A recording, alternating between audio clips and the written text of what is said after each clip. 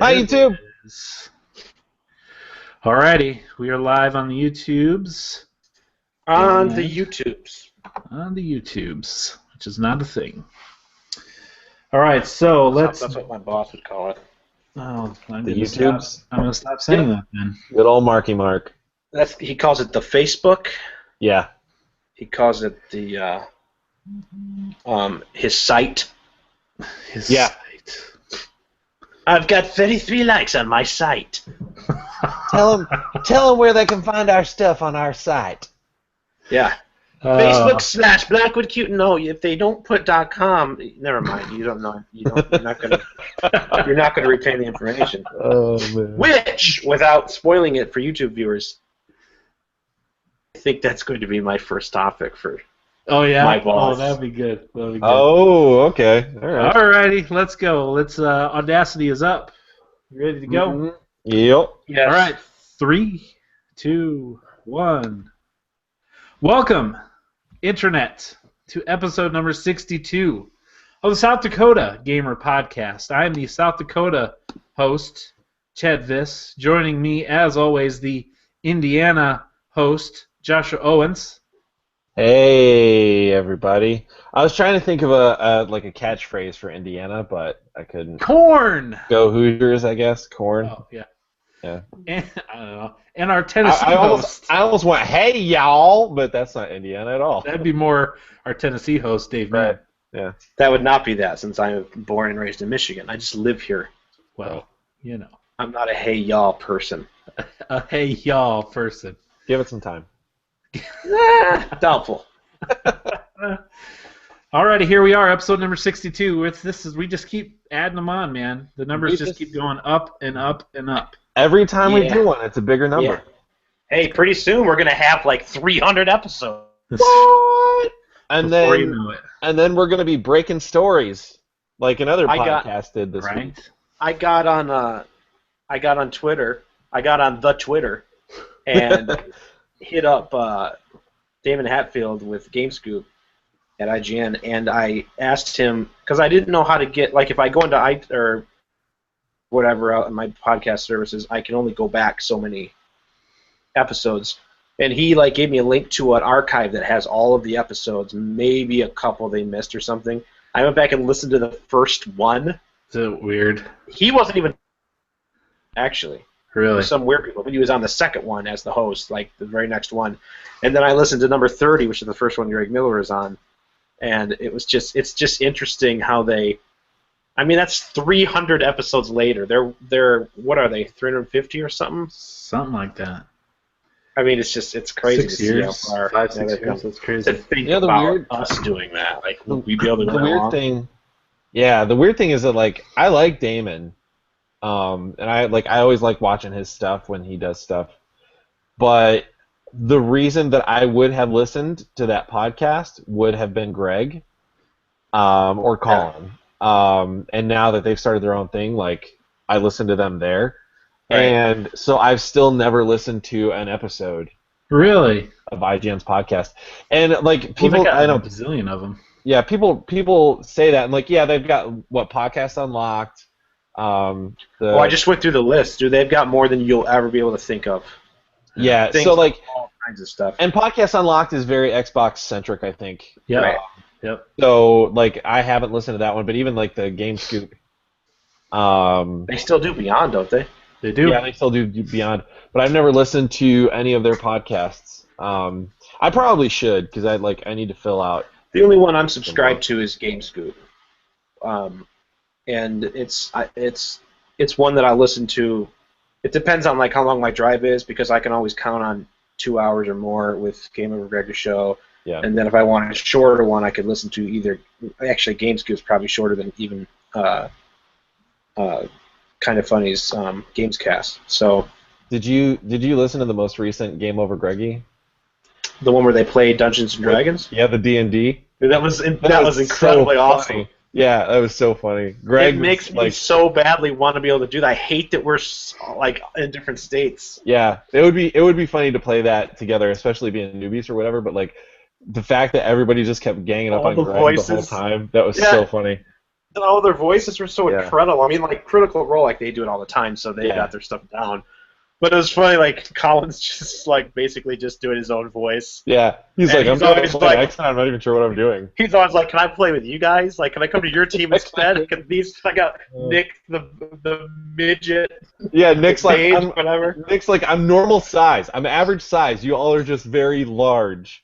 If And at the end, yeah. grand And then scale. he's like, "No, wait a second. Can a mage be like a regular sized human?" Yeah. He's like, "Screw you, Mike Drucker. Screw you."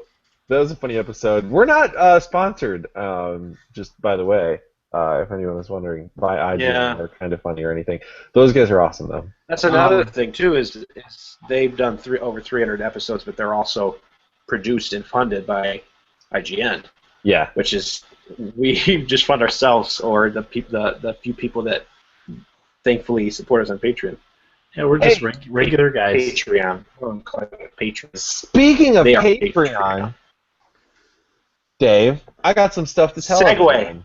That was- Segway. Perfect. Nailed it. I got a couple things to tell people.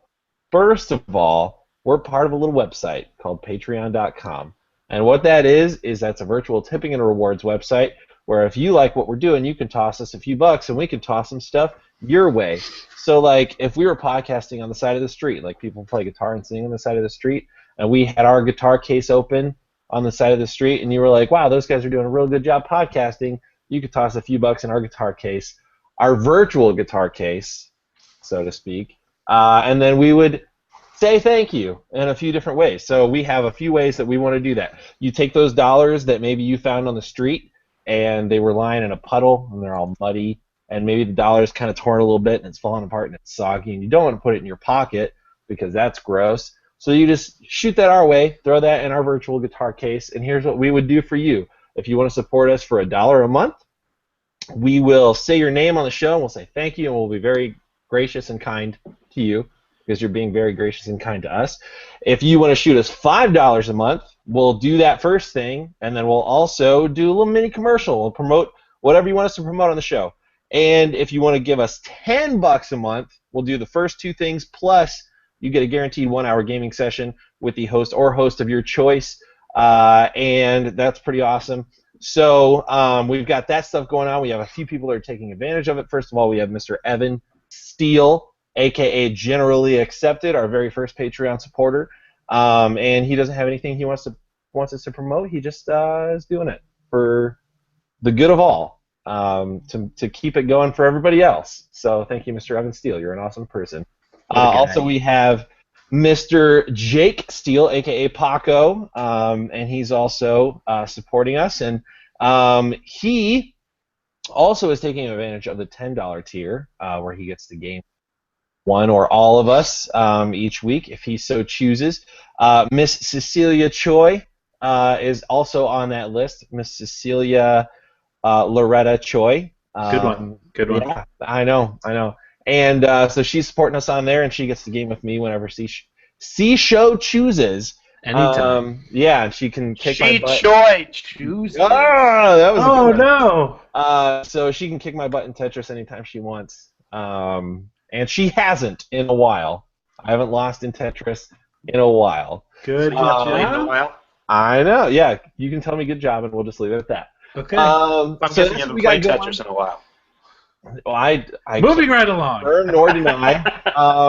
So that's what we got going on there. Also, this podcast is sponsored. Hey, What? Sponsored, you say? Yes, it is. And guess by whom? It's East Coast Candle Company that can be found at eastcoastcandleco.com. And the good folks at eastcoastcandleco.com have supplied us with a little offer that you can use if you decide to check out their products. They have some awesome scents. They've got Bonfire. They've got Coffee. They've got... So Chad's got the one right now. If you're on the YouTubes, you saw it. Awesome little Coffee. label. Yeah, The YouTube. coffee scent. So, listen.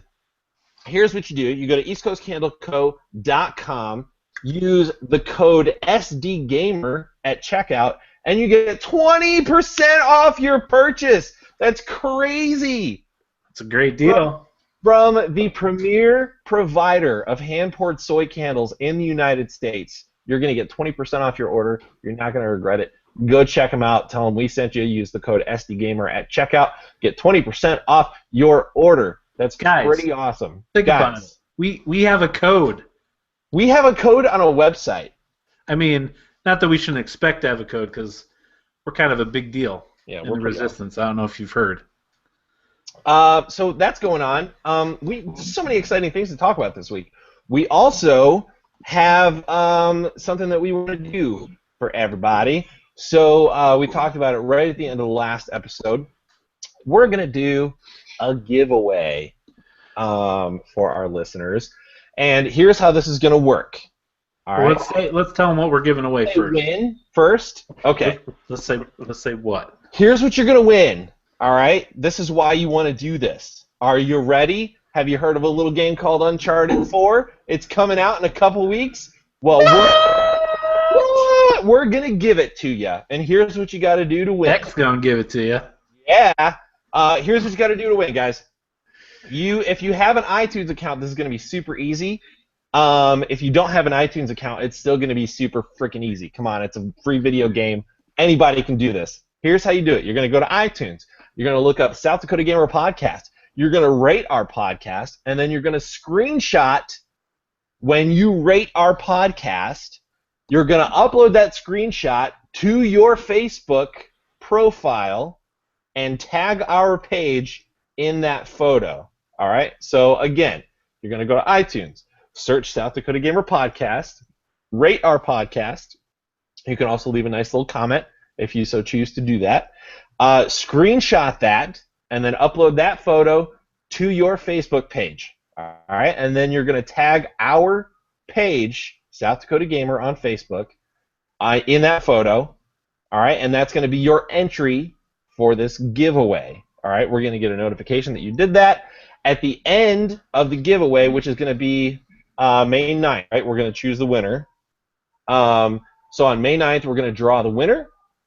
And that screenshot and tagging us in that screenshot is going to be your entry for the giveaway to win a copy of Uncharted 4 that we have got laying around ready to go for your face. All right?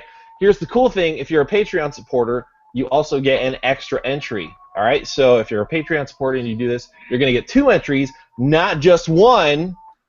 And I got some sirens in the background, don't I? Mm-hmm. And you're also... They heard you had Uncharted 4 early, and they're coming. And they're like, what? Yeah, they're going to get it. So if you're a Patreon supporter, you get an extra entry. And that's it for that. Yes, if you're on Patreon and say you've already rated us on iTunes, that's cool. What I was going to say. Just take a screenshot of what you already have done. Right. And do the same thing Josh just said about uploading.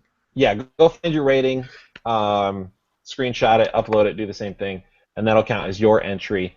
If you don't already have an iTunes account, some people are Android users, we were talking about earlier before we started the podcast. If you don't have iTunes already, it's still super easy. Go to iTunes.com, download it, create a free account. It's all free, super quick, takes just a few minutes, and you're still entering to win a free video game.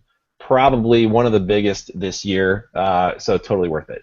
And then one more thing, guys. We also have a surprise planned for our Patreon supporters. So if you are currently a Patreon supporter, or if you've been on the fence thinking about it, this is your chance to jump on, because before the end of the month, we're going to give more details on an ongoing thing we're going to do for our Patreon subscribers, and it's going to be pretty cool.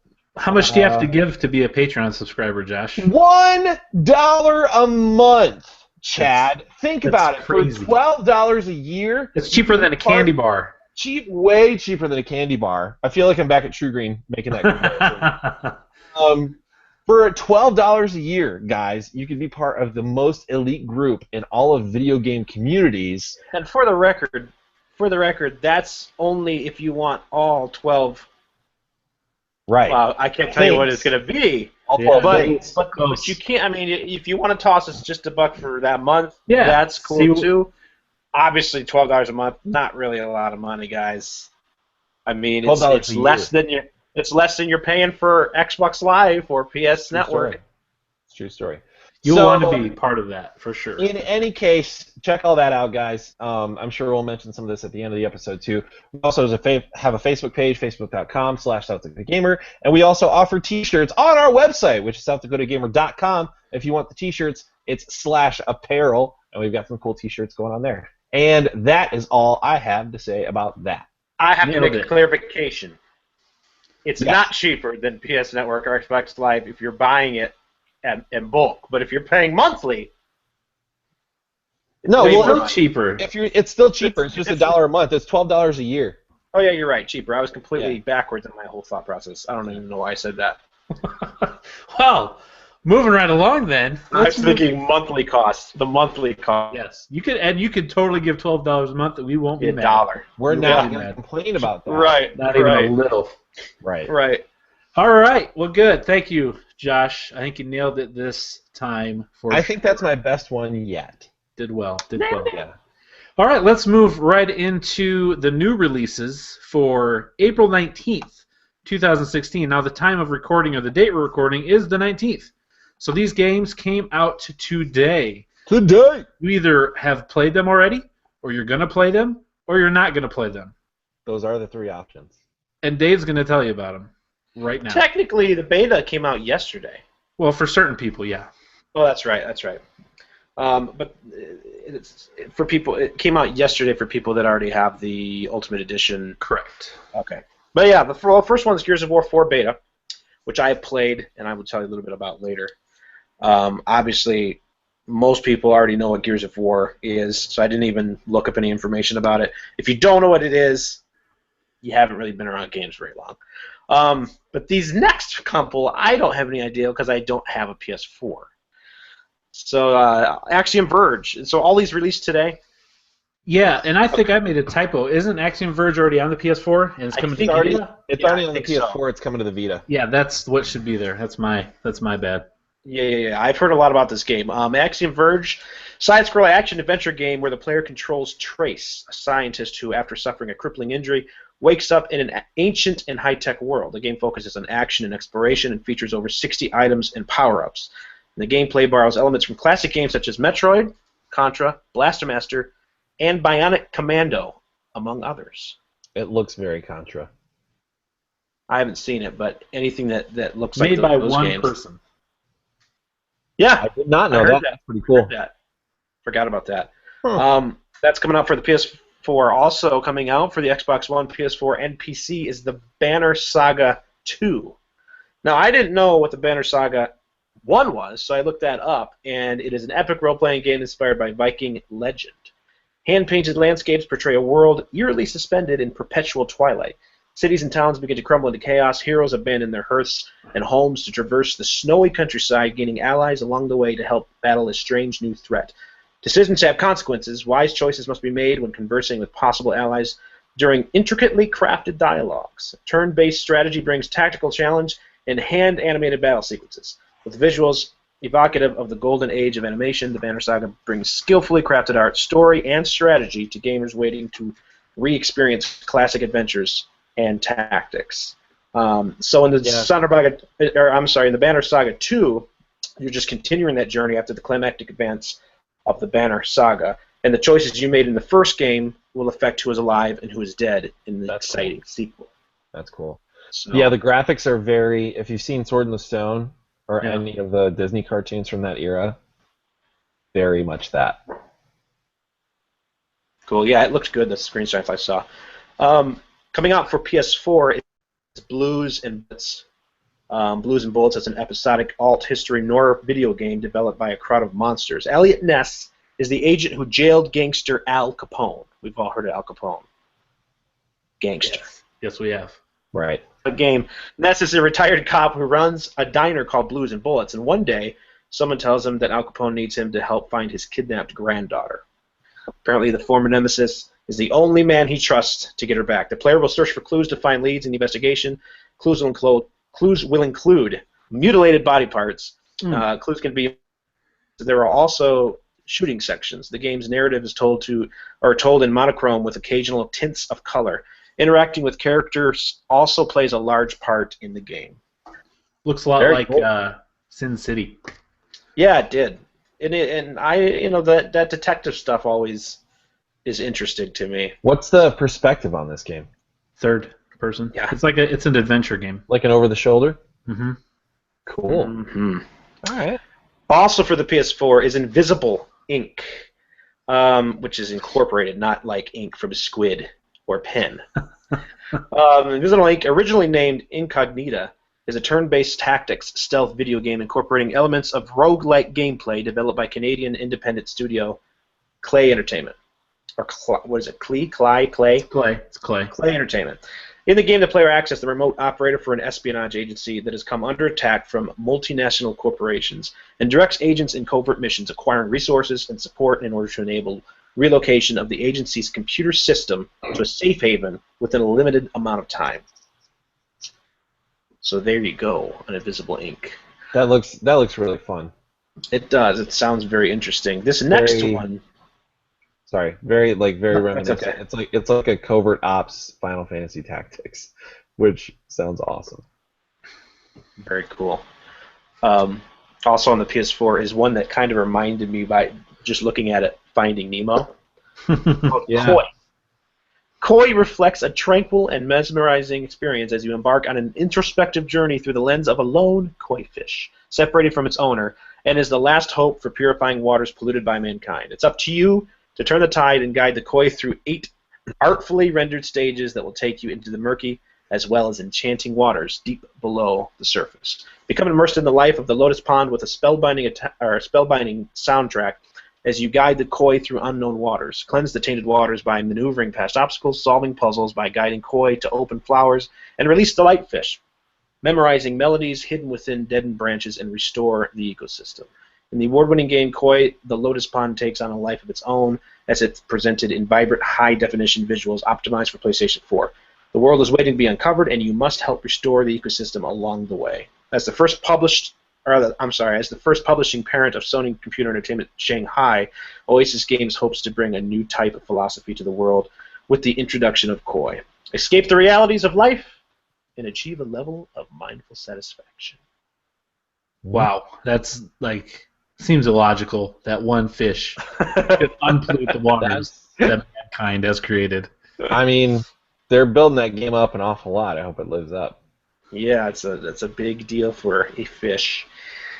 Also coming to PS4 and PC is Loud on Planet X, which looks very interesting. Loud on Planet X is an arcade-style indie game where you choose from a cross-section of top current indie music artists, then defend your stage from hordes of quirky aliens by tapping to the music and using a fun assortment of makeshift weapons like speakers, strobe lights, fog machines, amplifiers, bouncers, and custom special attacks. Isn't this what you do on the weekends when you go sing, Dave? Yeah, it's very similar. Very similar.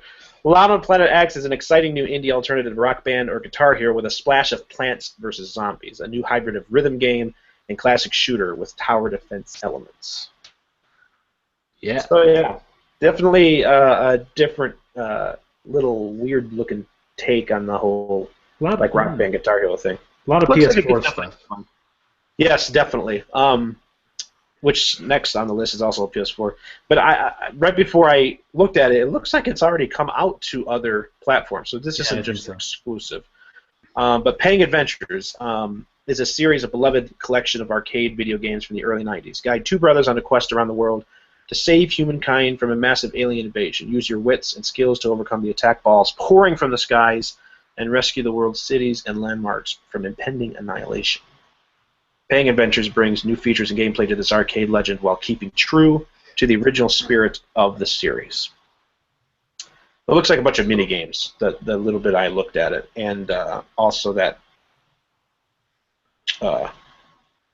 stuff falls and you got to do stuff, whatever you call that. It's an old school arcade game where the bubbles fall from the sky and you got to use different weapons to pop them and not get hit by them. Well, the next two, I did not actually get any information on it. Chad, you said you also looked. Much more limited information than Davis had. But Masquerade, the Baubles of Doom. I would think so. Baubles. Baubles. Masquerade, the Baubles of Doom. It's basically coming to everything: Xbox One, PS4, PS3, Xbox 360, and PC on the 20th. Looking at this game, I didn't write down all the information that they've had, but it's an action-adventure game. It kind of has a cel-shaded look a little bit to it, and I would describe it as like a Diablo look, kind of like a 3/4 top-down beat-em-up, where you've got weapons and you're hitting each other, and for some reason when you hit the enemy, they get clown noses, like their nose gets red like you hit them, and so they look like clowns falling down. So, interesting. Yeah, go check that out if you want. And then next, Lumo. Lumo is the, I guess? Yeah, Lumo. Yeah. Coming up for the Xbox One, PS4, Vita, and the PC. This is a 3D puzzle platform game. It looks to be you're like a little wizard, and you've got to navigate certain puzzle rooms in a 3D kind of environment. I saw a couple, I don't know, Easter eggs or homages to your. There's one part where I watched the trailer. He's running down a hallway with a giant ball chasing him, and this thing is falling down in front of him. The wall's about to close him off and block him in, and he dives underneath, and he loses his hat, and he reaches back underneath and grabs his hat at the last second before the thing falls down, like Indiana Jones. There's also one level where it reminded me of a dungeon in Zelda, and he's going around looking for things and avoiding different places. And then there's one. Did you guys ever play Marble Madness?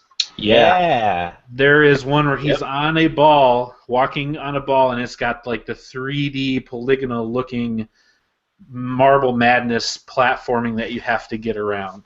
Very cool. So it's interesting. I hadn't heard of it before seeing it on the list today, but it does look pretty cool.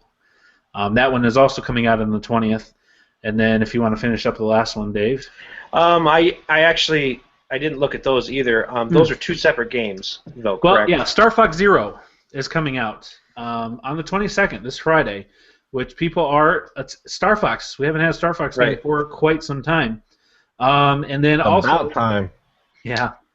If you get this game, I believe if you pre-ordered it, you also get Star Fox Guard, which is a tower defense game where you basically control a bunch of security cameras. Then you have to set up defenses keeping, I don't know the premise of the story, but it has to do in the Star Fox universe. It might be Peppy or somebody's, what's the frog's name again? Peppy's a rabbit. Slippy, yeah. I think it's Slippy's uncle, who has a similar name to Slippy. He's protecting something or something. So, no, Zero, I'm reading some information on Zero, and it scares me a little bit. Is there no other way to play this game than the Wii U gamepad? Well, it uses a combination of the television and the gamepad. Okay, because it's telling me that it's controlled with the gamepad with the left control stick used to maneuver the craft, while gyroscopic controls can be used to aim weapons. Right. Displayed on the gamepad screen. Speaking of IGN from earlier, I listened to quite a few IGN podcasts, one of them being NVC, Nintendo Voice Chat, and they talked about playing it a lot, and I can't remember if you can change the motion controls, kind of like in Splatoon. You can choose to use them or choose not to use them. Mm-hmm. With this one, from what I understand, you can see your plane on the screen, right? But your reticle is on the gamepad. And if you want to get really good at shooting for scores and things like that, you almost have to constantly be looking at your gamepad and not the TV. Which is in a cockpit. Crazy. Which is in a cockpit view. Right. And people are, I don't know if flabbergasted is the right word, but people are not necessarily happy about that. Star Fox is on their big TV in HD, and they have to constantly look at their gamepad. And I don't think there's a way to change that. That's a real bad idea. So this was on my list. It scares me about what's going to happen with NX. They're still pushing these. Let's be super innovative and do things that no one's ever done before, and make it not fun. Yeah, I was going to get this game. I'm like, Star Fox? Heck yes. I have a Wii U, I'm going to play Star Fox. And then listening to people talk about it, not just at IGN but other podcasts as well, I'm not going to get it. Not day one. I may get it if it gets real cheap just to play it, but it's not something I've taken it off my list. So, but it's out there. if you have a Wii U and you like Star Fox, maybe worth checking out. If any of you do that listen, we'd be happy to hear what you think of it. So, all right, well, those are the games that are coming out this week. That's a lot of games, guys. Mm-hmm. So many games. So I'm there excited are. about that Lumo and that Invisible Ink game. I am interested in Lumo. I may check that one out for sure. Yeah. Blues and Bullets aesthetic looks cool, but I don't know if I want another action adventure game. All right, let's move right into the news that you can use. If you so choose. All right, so quickly, I don't know. there are a lot of items on the list, and I'm going to attempt to go through them as quickly as possible, but we will stop and talk about some of them as we go. First off, PAX East is this weekend out there in Boston, down by Parc de Ca and the Yard, right? That's Boston. This A's like that. That's that place. I imagine that's how Evan talks. Yeah, all of them. Evan, Paco, Jordan. Yeah, that's what they sound like in my head. Yep. Even though I've talked to them in real life and know what they really sound like. Anyway, so PAX is happening this weekend out in Boston. That's real cool. I don't know if we'll get a lot of announcements per se, but they do show off a lot of games. The Penny Arcade Expo is what that stands for. Yeah, there in Boston. Doesn't seem like there's not a lot of indication that we're going to get a lot of big announcements there. Probably not. Yeah. I think most of it's being saved for E3. Yeah, which E3 is looking bigger and bigger. Oh yeah. But we'll talk about that more. We'll get to that. We'll do our prediction show. All right, next, March NPDs came out and told us about all the money that was spent on all the games and how many games were sold. PS4 outsold Xbox One yet again, to no one's surprise whatsoever. And I didn't write down all the specifics. I just wrote down the top 10 games that sold, and also $964 million was spent on game hardware and physical brick-and-mortar purchased game accessories, software, and hardware. Yeah, so this that doesn't include digital stuff. Yeah, this doesn't include digital at all. So we're over $1 billion, way over crazy. $1 billion, if not Yeah. twice 964 million. So it's a lot of money. So it's a big industry. I don't know if you know that, but there's a lot of people that buy games. It's kind of a big deal. Kind of a big deal. Yeah. I think we go with the name of this It's show. kind of a big deal. It started with Pong, and then it escalated quickly. It really got out of hand. That's All right. two. So the top 10 games, top 10 selling games for March are, in order from number 1 to 10, The Division, Far Cry Primal, Twilight Princess. I helped contribute to all three of those. GTA 5, UFC 2, which, what does UFC stand for again, Dave? Ultimate Fighting Championship. Yeah, unidentified flying capsules. Yes. The second one. Oh, okay. LOB 16, The Show, Pokken Tournament, NBA 2K16, Black Ops 3, and still in the top 10, probably for all eternity, That's not going anywhere. That game's physical not going copy anywhere. of Yeah. Minecraft. Not the I played digital. Minecraft today. But have you ever bought the physical disc? Yeah. Oh, did you? Okay, I have a digital. Well, I bought the physical disc for 360, and then I bought another physical disc before it was announced to be coming to Xbox One. Gotcha. Then I got the digital. Yeah, so there you go. Those were the top 10 games for March. I have some of them. All right, moving on. This is kind of a big deal. We talked about this a little bit. The PS4K or PS4.5, which was rumored up till today, basically. Today, yeah. GiantBomb.com broke the story that this is actually confirmed. They have multiple sources, physical sources in their hands confirming that it's a thing. Yeah. The PS4 basically half step. There's a few. The code name of it is Neo. I'm sure it won't be called that. It'll be something much less cooler. But the code name is Neo for this hardware device. There's some information, not a ton. I'll just kind of go through real quick a couple of the things. I listened to their podcast today and also read the article that Austin wrote. And I didn't write everything down because a lot of it's, whatever. It's mostly geared towards developers. Yeah, definitely. And these are, we should say, this information comes from internal Sony documents, right, and not publicly released information. Like, this was leaked. So Sony still has not officially come to the announced. public and said this, but these documents are directly from Sony. Right. So it'll support 4K televisions, which obviously we kind of figured that out with the guest there. But it'll also sell right next to the base systems, is what they're calling the ones you have in your home now, are the PS4 base and the PS4 Neo, and they'll each be able to play the same games. The Neo versions will have higher resolutions. They have some extra GPU. They have some more memory that they can use to do things a little better. But games need to be supported on both modes. So you can't make a game. Developers cannot. The way it sounds, they're being really strict on what they're going to let developers do. But developers aren't going to be able to make a game that's specifically only for the Neo, or have options or attributes that the base game doesn't have. So it's not like the Neo version of a game will have a level editor. They use that example. Right. Or something that the base version is not capable of doing. They will both be the same. One will just run better and look better. After October, which is when the PS VR comes out, Sony is saying all games developed for the PS4 need to support both systems. Right.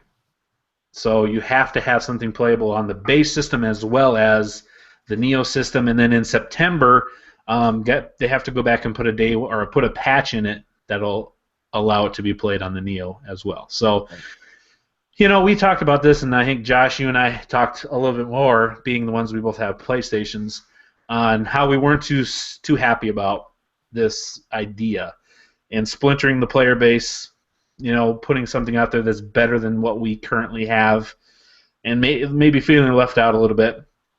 After reading this article and hearing them talk about this, it seems to me like they're doing their best to not fracture the player base. They're doing their best to keep everything on the same playing field. Like, they won't split the multiplayer base. The PS Store is still the same. Everything's accessed the same way. Yeah. You feel similarly? Yes, like they said at Giant Bomb, they're doing everything they can to make this as user-friendly as possible and still do it. But I still feel the same way. And it's not like they used Nintendo, for example, as having a history of doing this kind of thing with the DS and then the 3DS and then the new 3DS, right. Or all the different iterations of the Game Boy, Game Boy Pocket and then Game Boy Color and all this stuff. Which some of those, like the 3DS, the DS to the 3DS was a big deal. The Game Boy to the Game Boy Color was a big deal. But all these things in between or whatever, and that's true. And Sony also has kind of a history of doing the same thing, in relation to their handhelds and even their consoles. They do the PS3 and the PS3 Slim, or the PSP, and then there was the PSP 3000, which had a better screen and some other stuff. And then the Vita, and then there was an upgraded, I think, version of the Vita too, or a slightly different version of the Vita. So they've done stuff like this, but none of those iterations, it seems, did as much to upgrade gameplay as this version. Did any of those instances require, or not require, but play a better version of the game for the same? No, they provided better experiences for the gamer, but the game was the same. So developers didn't have to support two different versions of the game, for instance.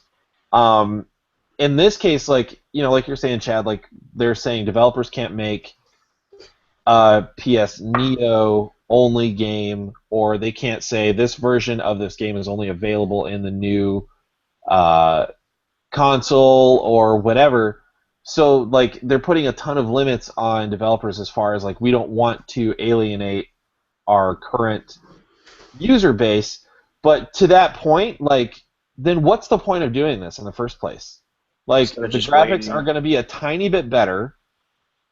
And then how guarantee- stupid would it be to buy this if you don't have a 4K television as well? Exactly. Like, if I don't, and it's not really going to be 4K gaming anyway. Like, it's not Yeah. actually going to be 4K. So, like, all this put together, like, you're not going to be able to tell that much different in the graphics. And then they're saying, like, frame rates can't be worse in the Neo mode than they are in the regular mode. So, like, even if you're upgrading, graphics or, textures or whatever, if that's going to bring down the frame rate, then you're not allowed to do that. Right. So, like, with all the limits, they're like, because it seems like without these limits that they're putting on it, developers would be able to make games that would not necessarily run on the PS4. But since they're putting all these limits on it, then it seems like there's no point in doing it in the first place. Like, again, like I said this last time, but if people are that concerned about graphics or power, they're gaming on PC. Like, Right. if you're a console gamer, there's a reason you're a console gamer. Like, you're not super anal about your graphics as much as just gameplay and, like, ease of use and convenience and all this stuff. So it seems like, yeah, sure, like, they're working really hard to not make me feel frustrated as a current PS4 owner, but in doing that, they're making it almost pointless for them to release this thing in the first place. Because then they're going to have to wait at least another probably 3 or so years after this comes out to make any other changes, and then it's time for a new console. Do you think that this is kind of in lieu of that PS4 Slim? Like, instead of them coming out saying, okay, we can get parts cheaper, we can get the processor cheaper, we can make things smaller, make it run quieter, fix the auto eject button. Instead of doing that slim version of the console, they're just like, well, this is what that is, but we can make it better, so we're going to put that in there too. And I go ahead. I had thought of that, like, when I was listening to them, and I think one of them even said something along those lines, but, like, I had thought of that, but it still seems like that's a ton of trouble to go to just to make games a little bit better. And then It seems like the ones who are developers. seems like the people that are kind of getting screwed even more are the developers. Yeah, like now they have to support 2 different versions of every game. If they're going to take so that's not entirely true. If they're going to take advantage of the Neo or whatever this new thing is called, if they're going to take advantage of what that can do, they have to support 2 versions of the game. They can't only support the new version. So, like, if they're going to take advantage of the new one, they have to support both versions. And, like, so every download file, it's all going to be unified. So you can't, like, if you have a Neo, you wouldn't only download those patches or that game. You're downloading one whole thing that's got either or in it. The discs will have either or. So, like, it's all unified. All the patches are going to be, like, it'll be one patch, and, like, the information in that will apply to whichever version of the game you have. If you have the Neo and there's a bug on the Neo version, you're not going to be able to downgrade and, like, play the base version on your Neo. You can only play the Neo version on your Neo. Like, with all the rules that they're imposing with this, it seems like, even, Chad, if it was, like, in lieu of the PS4 Slim or whatever, it seems like it's almost pointless. With all the restrictions they're putting on it, it seems pointless to do this in the first place. Unless they're paving the way for something in the future. Because I think, this is coming out. They haven't said when. Okay, Sony hasn't said anything. No. So this is, even though we have documents, it's still, they could change everything about it. And they could just scrap it. Yeah. But, if they do this and this paves the way for PlayStation VR to run better, right? This can make the PSVR run a lot smoother because you have more processing power and such. And conceivably, that breakout box would be built into this. Or if you use both, you have even more power. Right. So my only thing, and kind of having a conversation on the YouTube comment board right now, it's hard to get upset about something that hasn't happened yet. Yeah, that's true. It hasn't. We don't really know anything. Yeah. My only concern is being left out as a PS4 user. And again, I don't use it a ton. I got on the other day and Paco was like, well, a rare Chad sighting on the PS4. And I was just installing my free games and getting the 3.05 update. Yeah. So for me to sit here and shake my fists is really hypocritical. But I I'm thinking they're laying the groundwork for something in the future. As long as my Uncharted 4 isn't subpar to the Uncharted 4 Neo, whatever. That's fine. I'm okay with it. I am probably as close as I will ever be to buying a PS4 next month. I'll be gone on a 3-week tour on Gilligan's freaking boat, the minnow. And I will be coming back, and I really am seriously thinking that I might get a PS4. So would this make you wait now? It confuses me. It confuses me just a. Or maybe confusing is not the right word, but in one aspect, like Josh and I were kind of mentioning, I don't know if it would really makes that much of a difference. But at the same time, if it's going to be a comparable price, and then why would I mean? Because I could still play that on a non-4K TV. Right. Yeah. It'll still display in 1080. But how far in the future is it before it's going to be released? Do I want to wait that long? No information. I don't know what to do. Right. Yeah. That's why it's crazy that they haven't said anything about this yet. And now, at this point, they're probably going to wait till E3. Right. Which means the next 2 months and next month are going to plummet. I hate to buy it and then find out next month. Oh, here it is. Same price or whatever. Yep. And if when they come out with it, I'm guessing, say they come out in October, which would make sense around the PSVR or a little bit after, maybe November, and say it's $399 like the PS4 was at launch, that'll drop. I wonder, will that drop the current PS4s down? It should. Even more, right. I would say, alongside launching the new one, if they're going to do it, price drop. The old one has to drop at least a little bit, $50 or so. So maybe, and if you're not going to get VR, which I'm going to assume this is more geared to helping that and laying the groundwork for that. If that's not something in the future, save the money and get the cheaper one still. I don't know. Yeah, I don't know, man. And then here's another question. Are there going to be literally 2 PS4 versions? Retail discs? No, the disc will be the same. One disc. It'll just have to be run on both. Yeah. The disc is going to contain both versions of the game. Okay. It'll detect which console you have. Yeah. The same with the digital downloads, the patches, everything. So how much more money now will it cost developers to make their game? That's a good question. And the question is, is most of this already kind of in place as far as developers go? Are they already able and willing to accommodate all this stuff and they're kind of already ready to do this? Sure. Or are they now going to have to are they literally kind of building the shelf of games or whatever? Who knows? But copy and paste. Two things about this kind of drive me crazy. First of all, I'm not upset. As a PS4 owner, seeing what they're doing with this now, hearing all this information and the fact that I'm not really getting screwed as a PS4 owner. I'm just missing out on maybe a tiny bit better graphics or whatever. Fine. Do it. It still doesn't make any sense to me, but go ahead. It seems dumb, but go ahead. But the thing that does give me pause and I kind of am upset about is that whether or not they're fragmenting the current user base, they are going to confuse the market for VR. Now people are going to be well, crap. Do I buy VR, which is brand new and a whole different concept and could be good, could be bad. I could really like it or it could really suck. Or I really like my PS4, so do I get a little bit better version of that? Or people that were looking to jump into this with whatever, now you've got 2 basically competing products on the market, both brand new, and why would you do that at the same time that you're launching VR? It makes no sense. There's got to be more to it. There's got to be and you would assume Sony will come out and give us the reasonings for these things. I hope so. To have it make sense. But I have a PS4 already. I'm upset for them because I want VR to be a thing.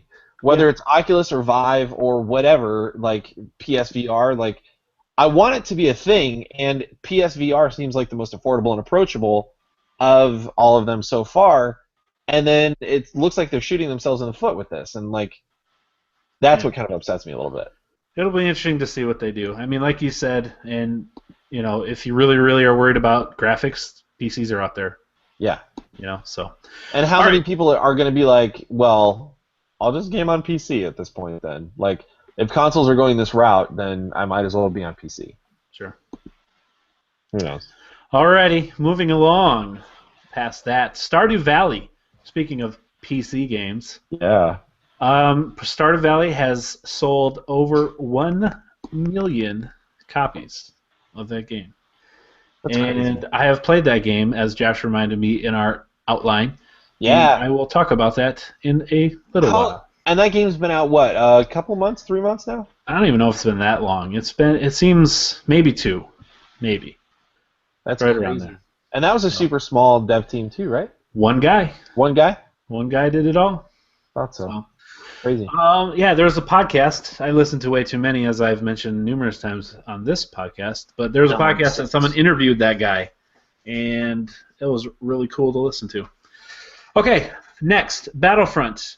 Dave, you were playing some of that game today and getting your butt kicked by your 8-year-old son. True. So Battlefront is continuing to drop the DLC. The next one, which was included in that $50 season pass my son keeps begging me to buy, will include Bespin, a.k.a. Cloud City, as well as hero characters Lando and Dengar, the old bounty hunter Dengar. So there we go. Yeah. That is coming out. I did not get the date, but it's coming out soon. If you have the season pass, you're welcome. Finally, we can play with that sweet, sweet Lando afro. Hello, hello, hello. That's not what it says. It says, what have we here? There we What go. have we here? Billy D. All right, moving along. Splatfest is a mode that they have every once in a while in Splatoon. Have either of you played Splatoon? Still haven't done it. Just a demo at Target. Yeah. So Splatoon is having a Splatfest here coming up the 23rd of April, and it is going to have a SpongeBob theme to it. Be SpongeBob versus Patrick. You can pick your team and see who wins. Ooh. And this will be the first time that the U.S. Splatoon players have been able and will be able to play with the European Splatoon players. So they will do some cross whatever they do with the magic stuff and the boxes and the big rooms. I think you just explained it perfectly. to let That's you exactly play what- together. So yeah, Splatoon is going to have some SpongeBob themed stuff. I might check that out because that sounds real cool. SpongeBob or Patrick, who do you pick? Patrick. Dave? I honestly have no opinion on this. Come on! Come You on. must. SpongeBob, I don't know. On everything. Who's Patrick? Is he the He's the squid? starfish. Patrick's the starfish. Oh, he's the starfish that eats everything. Dave, you gotta So eat. disappointed. Man, you gotta watch some SpongeBob, dude. I pick SpongeBob. I just have to. He lives in a pineapple under the sea. Patrick lives under a rock. Under a rock, literally. Under the sea. All right, continuing on with games. Mirror's Edge. That's Yeah. a real cool game where you run fast on things. Yeah. There's going to be a beta starting the 22nd of April or the 23rd, depending, I believe, on what platform you're on, and I don't know which is which, so do some research yourself.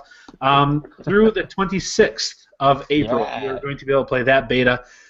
I don't know what you play for a beta on a single-player game, but I guess you get a level. And you No, run. again, what they were saying was, because I signed up for the beta, and they still haven't let me know if I made it. Like, Yeah, me just neither. because you signed up doesn't mean you're gonna make it, apparently. But like, Mhm. they said that this was to test out leaderboards. Okay. I don't know what that means. I don't know. play this game, but that sounds stupid. Yeah, I don't know. So, yeah, apparently we're gonna get to play some part of the game, and Sounds it's like to fun. make sure that the leaderboards are not gonna crash. I guess. We don't want those leaderboards crashing. Who knows? All right, moving along. Another game leaked. Yeah. There's a leaked map out there on the internet. What? What did I miss? I'm just reacting to this. This is my yeah. really big piece of news, and I like On it. the internets where things get leaked, there's a map which was leaked for a possible Red Dead Redemption 2, Yeah. and it's huge. And a few things they noticed about it is that it's set in the Great Plains, which is, hey guys, guess what? They call my state where I live. Yeah. South Dakota? Yeah, it's called South Dakota, but there's a lot of plains out here. The plains, like the They call it Badlands, the which Great is Tundra? nope. No? That's They further call it north. the Great Plains probably. Yeah, Is Great where I'm Plains. going with that. So okay. in the first game, you play in the Badlands, and you play in South Dakota in that game, in Red Dead Redemption. And this one, it looks like it continues even further west. There are no railroads. East. East. Yeah, it was east. The far southwest corner of the map was one of the farthest eastern parts of the old map. Oh, was it that way? Okay. Yeah. I was confused. It's like bordering the ocean or Yes. or a giant lake. Okay. Really? It would All be a right. lake. Well, the Badlands. If it's in South Dakota, yeah, it's a lake. Yeah. There's no big lakes out here, so it's fictional, obviously. Right. So yeah, there's the Badlands are in South Dakota, real cool. So if you want to be part of the South Dakota gamer community, you'll have to play that game. Maybe that's a game that we'll do something with when it comes That's a out. good I mean, that's a good it's idea. we mentioned it's supposed to be a prequel, correct? I haven't yet, but yeah, Oh, there okay, are you're no going into there are no He was going railroads, that way. which indicate that this is most likely a prequel to the first game. Not necessarily John Marston's story, though. I hope it is. It could be, I was but gonna this say could I just be kinda hope it's completely not. different. Like I really I like mean, his story in the game, Yeah. and like I think I'd rather leave his story alone if they're gonna go before it. Like I would I don't know, definitely it could be cool. I would definitely be happy either way. Like, So you'd be Yeah. the If criminal, it John didn't- Marston, right? dang Yeah. it. I mean, this game's going to be incredibly awesome. It I should mean, be who, fun. who are we kidding? I mean, who doesn't like this game? But if it was the story of John Marston, like what he did and everything, I would also be interested in that. Although, from the sound of what we know already, it would be heavily like criminal things Yeah. that you'd be doing. Uh-huh. Which could be cool. They could make that cool. Yeah, I mean they've done it. I mean they already do it in games like Grand Theft Auto and all the Grand Theft Auto games. But I Although- mean, he was a murderer, and he was like, Yeah. he was as far as from what I remember. I mean, even like families, He's kids a bad maybe. dude. Yeah, he wasn't necessarily proud of what he did. Real bad. If we're saying that there not being railroads is an indicator of like how far back this game is set, like railroads weren't built super quickly. Yeah, Well, true. yeah, I think that the first Red Dead Redemption was in like the golden era of the railroad, like at the peak. I think. I mean, not like the peak, like I don't mean like the peak like today, but I mean like the height of the yeah, when building. it was and when it was doing like the the new. newest. It was the Yeah. newest thing, and it was the Right. quickest whatever way to travel. So Yeah. It was the I PlayStation mean, they were Hero just of its they were day. just getting electricity lines, I think, weren't they? Power lines too. Telegraph. Yeah, because they telegraph had lines. telegraphs and stuff. Either way, real cool. I assume we'll hear something about it in on E3 here in a couple months. So That's gonna be sticking big. with the Rockstar theme, we didn't talk about this. I don't believe. Maybe we talked about it when we mentioned that he left. But Leslie Benzies, Yeah. one of the top guys over at Rockstar North, he's kind of known as the fix-it guy. He come in the crunch time towards the end, fix stuff, and get the game shipped. Been with the company since Grand Theft Auto 3 is where he was kind of first really Since- heavily involved in Grand Theft Auto. He had been with Rockstar since before it was Rockstar, apparently. Yeah, when it was called something else first. It was just like rock amateur, I think. Yeah, right. before It was beginner musician or something. Pebble Star. Right. Yeah. Right. It was that way. But anyway, so he's been with the company for a long time. One of the higher ups. We mentioned that he went on a sabbatical. Yeah. I think we talked about a couple months ago. Yep. And supposedly it was amicable between him and Rockstar. Just go ahead and go. But apparently now he tried to come back to work, and they said, "No, go. You can't come back to work." Yeah. Well, when And- we talked about it before, it was after he had been on sabbatical, and then that was when he had left the company. Like, Right. He was done. Yeah, He was but just going to be sabbatical- done. like from the sounds of it, then he had just been like, I'm just gonna not come back. Right. And like supposedly everything was hunky dory back then. Yeah. However- now, he wanted to come back, and they said no, and so now he's suing Rockstar for million in royalty Yeah. payments for Grand Theft. I keep calling the game Rockstar. For Grand Theft Auto 5. Yeah. And then Rockstar is countersuing him for something For else. breach of contract. Breach of contract. So none of this is super clear, but again, from like sources and like emails and like screenshots that this one guy was able to like piece together and stuff like that, he came back from sabbatical expecting that he still had a job and was locked out of the building. yeah, Like, they wouldn't card even doesn't work anymore. And then they asked him to leave, and he was like, "I don't have a job anymore." And they were like, "Yeah, no, sorry." And yeah, like, according to him, it was to screw him out of royalty payments. Although, like, I had looked up a thing about this before the podcast, and Rockstar's statement, like, so he's been like saying all kinds of stuff about Rockstar, and Rockstar's statement was that it was disciplinary action on him, and like he had multiple warnings and like this and that. Oh wait, here we go.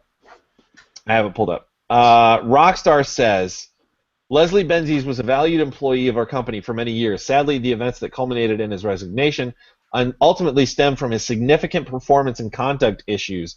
Despite our repeated efforts to address and resolve these issues amicably, both before and after his departure, Leslie has chosen to take this route in an attempt to set aside contract terms to which he previously agreed on multiple occasions. His claims are entirely without merit and in many instances downright bizarre, and we are very confident this matter will be resolved in our favor. Blah, blah, blah. So Benzies is saying, you terminated me wrongfully without telling me. I thought I had a job. You're not paying me royalty payments. And they're saying there was conduct issues and this and that and blah, blah, blah. So lots of blah, blah. This is kind of a big deal. And apparently this is going, like, he's suing after this already, like, they attempted to go through mediation with this, and whatever happened there, it sounds like he was the one that turned down whatever offers were made in that. And now he's going to trial, or trying to. Yeah. This is crazy. We thought everything was all hunky-dory over there with Mr. Benzies. Yeah. Sounds like there's some crazy stories having to do with Rockstar and working over there anyway. But yeah. Anywho, all right, moving along. Dark Souls 3, that's a game that came out last week that a lot of people like. And a lot of people that I talk to say, hey, why aren't you playing that game? And I was like, because it's hard. I'm on the fence. I'm on the fence about getting that game. I really love Demon's Souls. I didn't play Dark Souls 1. I played Dark Souls 2. Loved it. I didn't play Bloodborne, but I want to. And hearing everybody talk about this game makes me want to play it real bad. Yeah, it looks real punishing. I don't know if I'm made out for a game that's hard. They're super unforgiving. Yeah. Super unforgiving. Anyway, so that game came out last week, and it has quickly rose to Bandai Namco's fastest-selling game ever. So, that's surprising. Is it really? It is, yeah. I was going to say, not really a big surprise to me. Well, like, the Dark Souls games really, like, even, Demon's Souls almost nobody has heard of. Like, that was, I think, a Japan-only release? No, did it get imported? Did it get released here? It did get released here, yeah. You could get it. The copy I have only, like, it's got Japanese writing on the back of it. Like, it's straight from Japan. Like, 2009. That's a much more obscure game. And then, like, the Dark Souls games, like, picked up a little more popularity, but still weren't super popular. Like, the arena that they're popular in, they're very popular. Yeah. But it's still not, like, a widespread thing. Bloodborne got a little more, I think, attention. And then Dark Souls 3, because it's the last one, I think, is getting more attention. But it's still surprising me that this is their fastest-selling game ever. These are still, like, not for everyone. These are very niche games. Think about it. How many PS4s are out there? Then add Xbox Ones to it, and it's huge. And PC. It's just, like, these games are definitely, like you were saying, not for everybody. And it surprises me that, like, I don't know. I'm glad. Like, hopefully I'm not surprised because I talked to I guess numerous people I've talked to really love the Dark Souls games, and anytime any game like that comes out, when 2 was coming out, people were nuts over it. Yeah. And Bloodborne comes out, it got even more followers. And so to me, I wasn't surprised to hear that Dark Souls 3 was their top one from This them. this is apparently the most Dark Immersed. Soulsy of them all. Yeah. Like it's the best from out one. Dark Souls itself. Yeah. So cool. I would like to try that out someday. Yeah. Next, Ken Levine. Heard of that name? He was the director of BioShock, which we had talked about a few weeks ago. Actually, that's the YouTube-only GameScoop's 20 Questions version. But BioShock... Which we did not get. Right, which we did not get, and we're angry about it. But Ken Levine was the director of that. He left Irrational shortly after the third one they did, I think. And he's kind of been, not MIA, but underground for a while. And supposedly he's working on an interactive live-action film based on the Twilight Zone. And this film is interactive, like I mentioned, to a point where the watcher, the viewer, can determine the outcome and the choices of the characters. But it's live action, like the Twilight Zone. Interesting. That is interesting. So it's... Wait. Because I read that... You're waiting? I read this, and now I'm like reading it again and hearing you say it. So like, basically a live-action choose-your-own-adventure type video game. Right.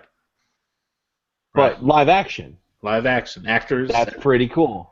But you make choices, the All viewer, and it changes the outcome, and it changes...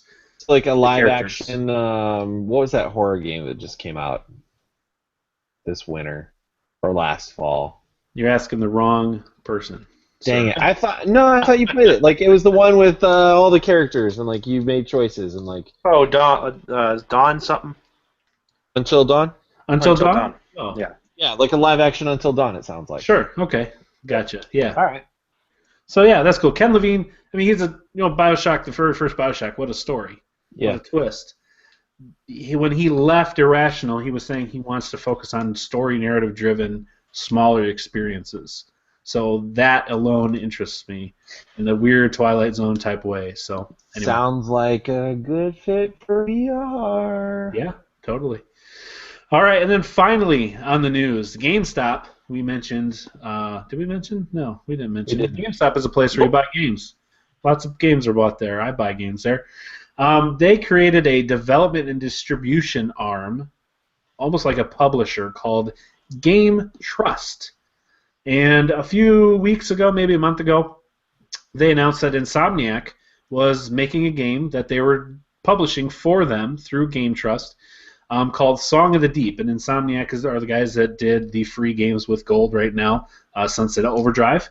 And they did a few other games as well. And I can't think of them off the top of my head, but they're popular games. And so Insomniac's making a game that GameStop's development arm is publishing.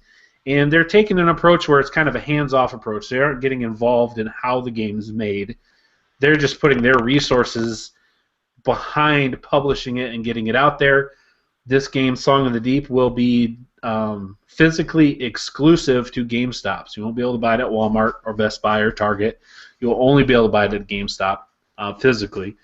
And they announced that they added 3 more developers and also looking to add more in the future. The 3 developers they added on top of Insomniac are Frozen Byte, which are the makers of the game Trine, which is on the PS4, Trine 1 and Trine 2. Ready at Dawn, which are the makers of The Order 1886, which was a launch game that looked amazing, fun, worth playing through for cheap. I'd still play it if I got a PS4, yeah. Totally, I would recommend doing so. Yeah. I intend to at some point. And then Tequila Works, makers of Deadlight, which is also on the PS4. So GameStop is broadening their horizons. Obviously, I think, and we've yet to have this real conversation. This might be another thing. Digital versus physical games. Yep. I think GameStop I'm not seeing the writing on the wall, but the market is shifting. Digital is pretty popular. And they're in the retail business of buying and selling games, and I think they're trying to broaden their horizons. Obviously, they moved into more retail of toys with ThinkGeek, buying them, And then, now they're moving into the game development and game publishing side of the business, which is interesting. I hope it succeeds. More developers, more publishers is only a good thing, I think, for gamers. Yeah. But to see a retail store like this move into that is kind of cool. And some of these names, Insomniac, Ready at Dawn, two pretty big studios. Ratchet and Clank is duh. Yeah. But I think they're smart to do this. Like at some point, I feel like even if like physical copies of games never completely go away, I think that's unlikely. I think they will at some point. But even if that doesn't happen, I think we're going to see a huge shift in the next few years to mostly digital, at least. I think they're smart to do this, to set this up in the meantime as like this is their, they're developing basically a whole other revenue stream, and then they'll have that to fall back on when physical discs and decline that go away. But sure. yeah, it's cool. I mean, like it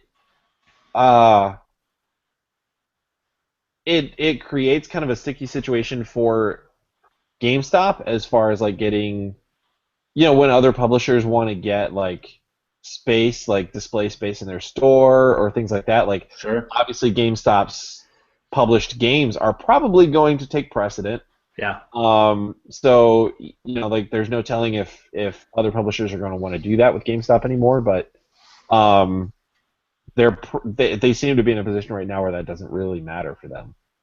So yeah, so cool. There you have it. That is the news that you can use for this week if you want. Let's move right along. Guys, we're just cruising right through this. We are like a runaway freight train. Yeah. So guys. Yeah. What you been playing, Dave? A lot. Yeah, we've been playing a lot of games this week. Does have a lot on this. Yeah. So tell me, Dave, what you doing? I of course played some of The Division. You and me went in there and tackled some of those. What are they called? Excursions, or was it just a daily challenge? Incursions. Yeah. Well, we tried. We tried. Miserably. And failed miserably. Yes. Real hard. Even with 4 people at the recommended level, it was, I think, impossible. Yeah. I don't think we would. I mean, you and I think, are both gamers, especially if we're playing together. That if it is possible, we will keep trying until we get it done. Right. I think it was just like there's just no way it's going to happen. Yeah, and the incursion, you have to survive 15 waves of enemies and then blow up like this truck in the meantime. And I think we made it to 4, level 4. Do you get special loot drops for that too? Also, at the end. Also, the fact that the other 2 guys were randoms and they weren't really talking made it a little bit more difficult. I still think we wouldn't have done it without better gear. Yeah. But we'll see. We're gonna play some more tonight, as far as I know. So you don't get the loot drops until till you survive all of it. You get loot drops throughout it, but you don't get the high payoff loot drops. Oh, that freaking sucks. Take out the enemy. Yeah. Yeah. Some guys do drop stuff, but it's not the good. Right. Stuff. Right. Oh wow. I was told you today. I texted you. I found this YouTube video where this guy soloed it. He went through it all by himself on hard, but he and I don't remember what kind of hit points we were getting with our guns, but he was shooting with a sniper rifle every once in a while and getting headshots at 500,000 points damage. Let me just say that there are some times when my sniper gets, I think, over 100,000 damage. Like sometimes. A lot of times it'll get 83. But this guy's doing 5 times as much, minimally. Hang on. Because we're talking hit points here, like points of damage. Right. And usually in games like this, when you're like 100 points of damage is like a lot of damage, or like 15 points, or 60 points, or 70 points of damage. That's a tricky thing. And having 500,000 points of damage. That's a tricky thing in this game because the enemies that you face, they don't have a listed amount of hit points. Just so it's like armor. What is how many do they have? I don't know. I mean, is he getting 500 hit points and they're dying, if they had that much health, would they have died 3-4 times over? Are they No. instantly dropping, or is he He's hitting hitting them more than he's got to once. keep doing it? Oh my gosh! He's having to do it twice with some people. The thing is, these are it's meant to be the toughest part. Now, he's doing it solo. It's meant to be done with 4, right? And it's meant to be done with a higher, like, he's got a really, really good weapon, obviously. His gun is really, really good. Point. They're all yellow, which is the highest you can get. And it's taken him more than 2 shots usually with that. If he gets a headshot at like 500, and then he may get like a 200 or 300 and then die. But it's meant to be done with 4. So yeah, the numbers are astronomical. It'd be like saying 500 million. It's arbitrary. So stupid. Like it's arbitrary what the number is, but the point is it's meant to be really, really difficult. And these are the toughest enemies that you're going to face in the game. They're going to have armor. They're going to be beefed up. They're going to have really good weapons too. Because you can only do this if you've hit level 30. Like, this is end game content. Yeah, you have to be level 30, and your gear level has to be high enough in addition to being level 30 to even attempt it.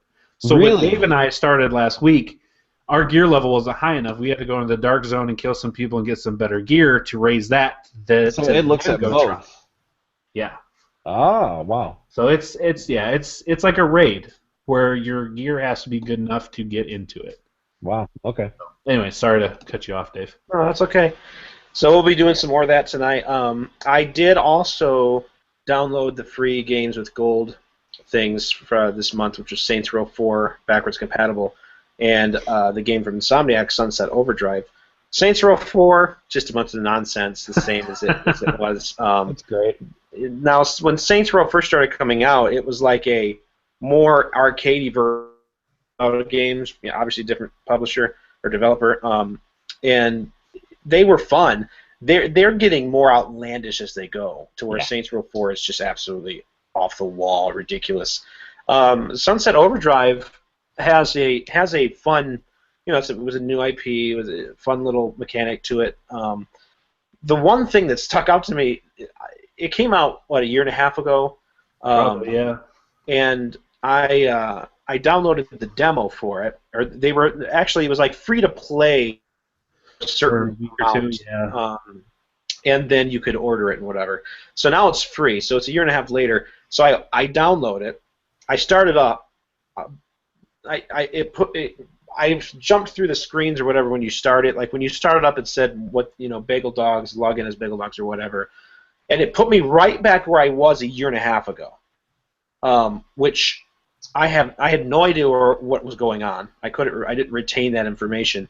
So I'm like, I didn't progress very far in the game when I was playing it for free, so I'm just going to start over. So then I realized at that point and found out through researching that Insomniac, what I think was just a dumb design, is that they do not have a start menu. They don't have a pre-game menu for their game at all. There's no menu before you play. There's no exit to main menu in game. So when you start the game, you're just in the game. You just go right back in. You can play as either a female or a male, and before you start the game, when you start it from the beginning, you get to pick, customize them and everything.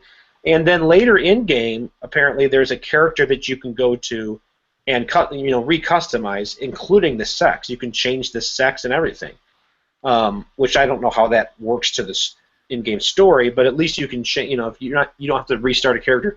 But if you want to start the game over, there's no way in-game to do that whatsoever. No built-in way to do that. That's weird. Can't have more than one game going. Can't start over. So I had to go into my games and apps and then go into the management section of the game and then delete my save file. And I had to make sure to delete it from everywhere because I had already read somebody that said I deleted my save file and then the game just synced and put me right back in. So you have to delete it from everywhere, not just from your console. You got to delete it from the cloud, yeah. And that's the only way I can start over. I don't even know how you access the cloud. How do you delete stuff from the cloud?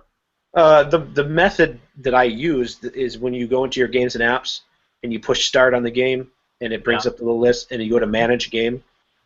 In that next screen, there's a big box, which is of the game, and if you click on that, you can choose to uninstall it. Right. But then right to the right of it is the save file. And you just move over to the right and you push start on that, and you can delete the save file, and it'll give you an option to do it from your console or from everywhere. Gotcha. The cloud. That's a lot of trouble to go to start a new game. Yeah, That's what I had to do. I mean, I found forums of people that were just complaining about it. I don't know why they didn't do it. It was just a little.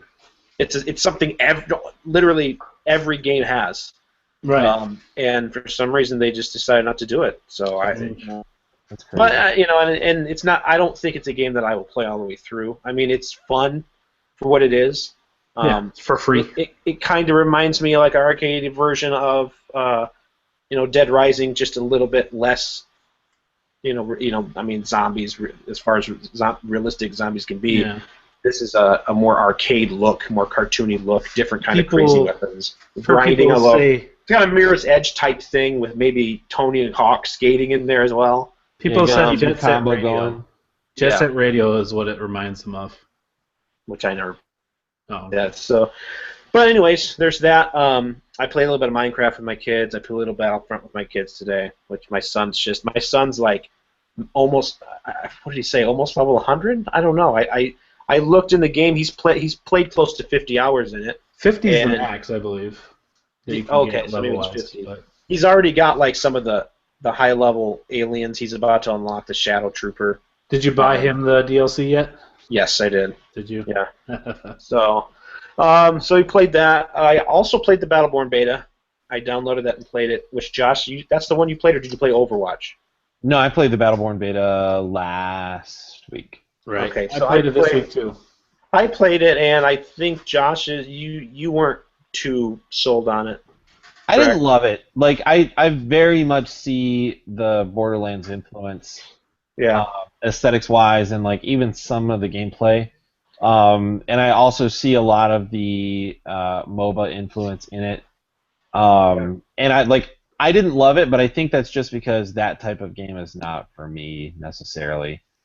I see it as something that I could have dumb fun with my friends, but I don't see it as a game that would replace anything that I'm already playing with my friends. Yeah. So. How many matches did you play? I don't know, 3. I got to level. I can't remember. I leveled up my character several times. Did you try different characters? I did not. It was late at night. I didn't put it back in. I was playing by myself with random. So yeah. It just wasn't like I can't wait to play this tomorrow night before the beta runs out. And really, I played the Gears of War 4 beta as well. Yeah, tell me about that. Honestly, it's Gears of War? It's more Gears of War. I mean, I know it's a beta, but there's not a whole lot different. I mean, you start off obviously different characters on different maps, but you've got your Gnasher shotgun, you've got your Lancer or your Hammer Burst, your pistol, your smoke grenades, your regular grenades. There's the bolt shot. There's the long shot. There's the boom shot. There's some kind of other new weapon that I saw that's kind of like a grenade launcher type deal or something. I mean, it plays the same. Now, obviously, the story, it's probably going to have an incredible campaign. Right. But the multiplayer, which has always been fun, it's just not been Call of Duty for us. It's not been advancing a lot from version to version. That's not to say it's still not good, but I mean, I heard other people's on there, saying this is just the same old thing. It's just a current gen version of what they've had for the last 3 games or whatever. Cool. But it was still fun. What I keep coming back to is, I guess earlier this year I bought the Game of the Year edition of Shadow of Mordor, and that's like break last week. I finished that, and I didn't go back to it like you're going to talk about a little bit about completing everything.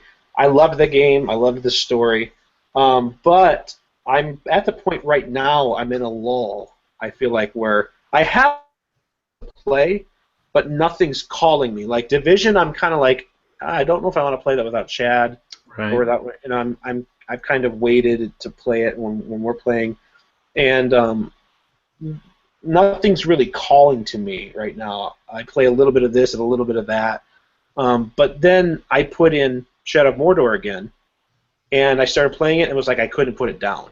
Like Huh. I love collecting everything. I mean, the combat system's great. It fits perfect with that lore, with that game, the story. I love tracking. I love the what's it called? Was it the Hunter Vision or Nemesis? whatever. Yeah, the Is it Nemesis. the Nemesis system? system? Yeah.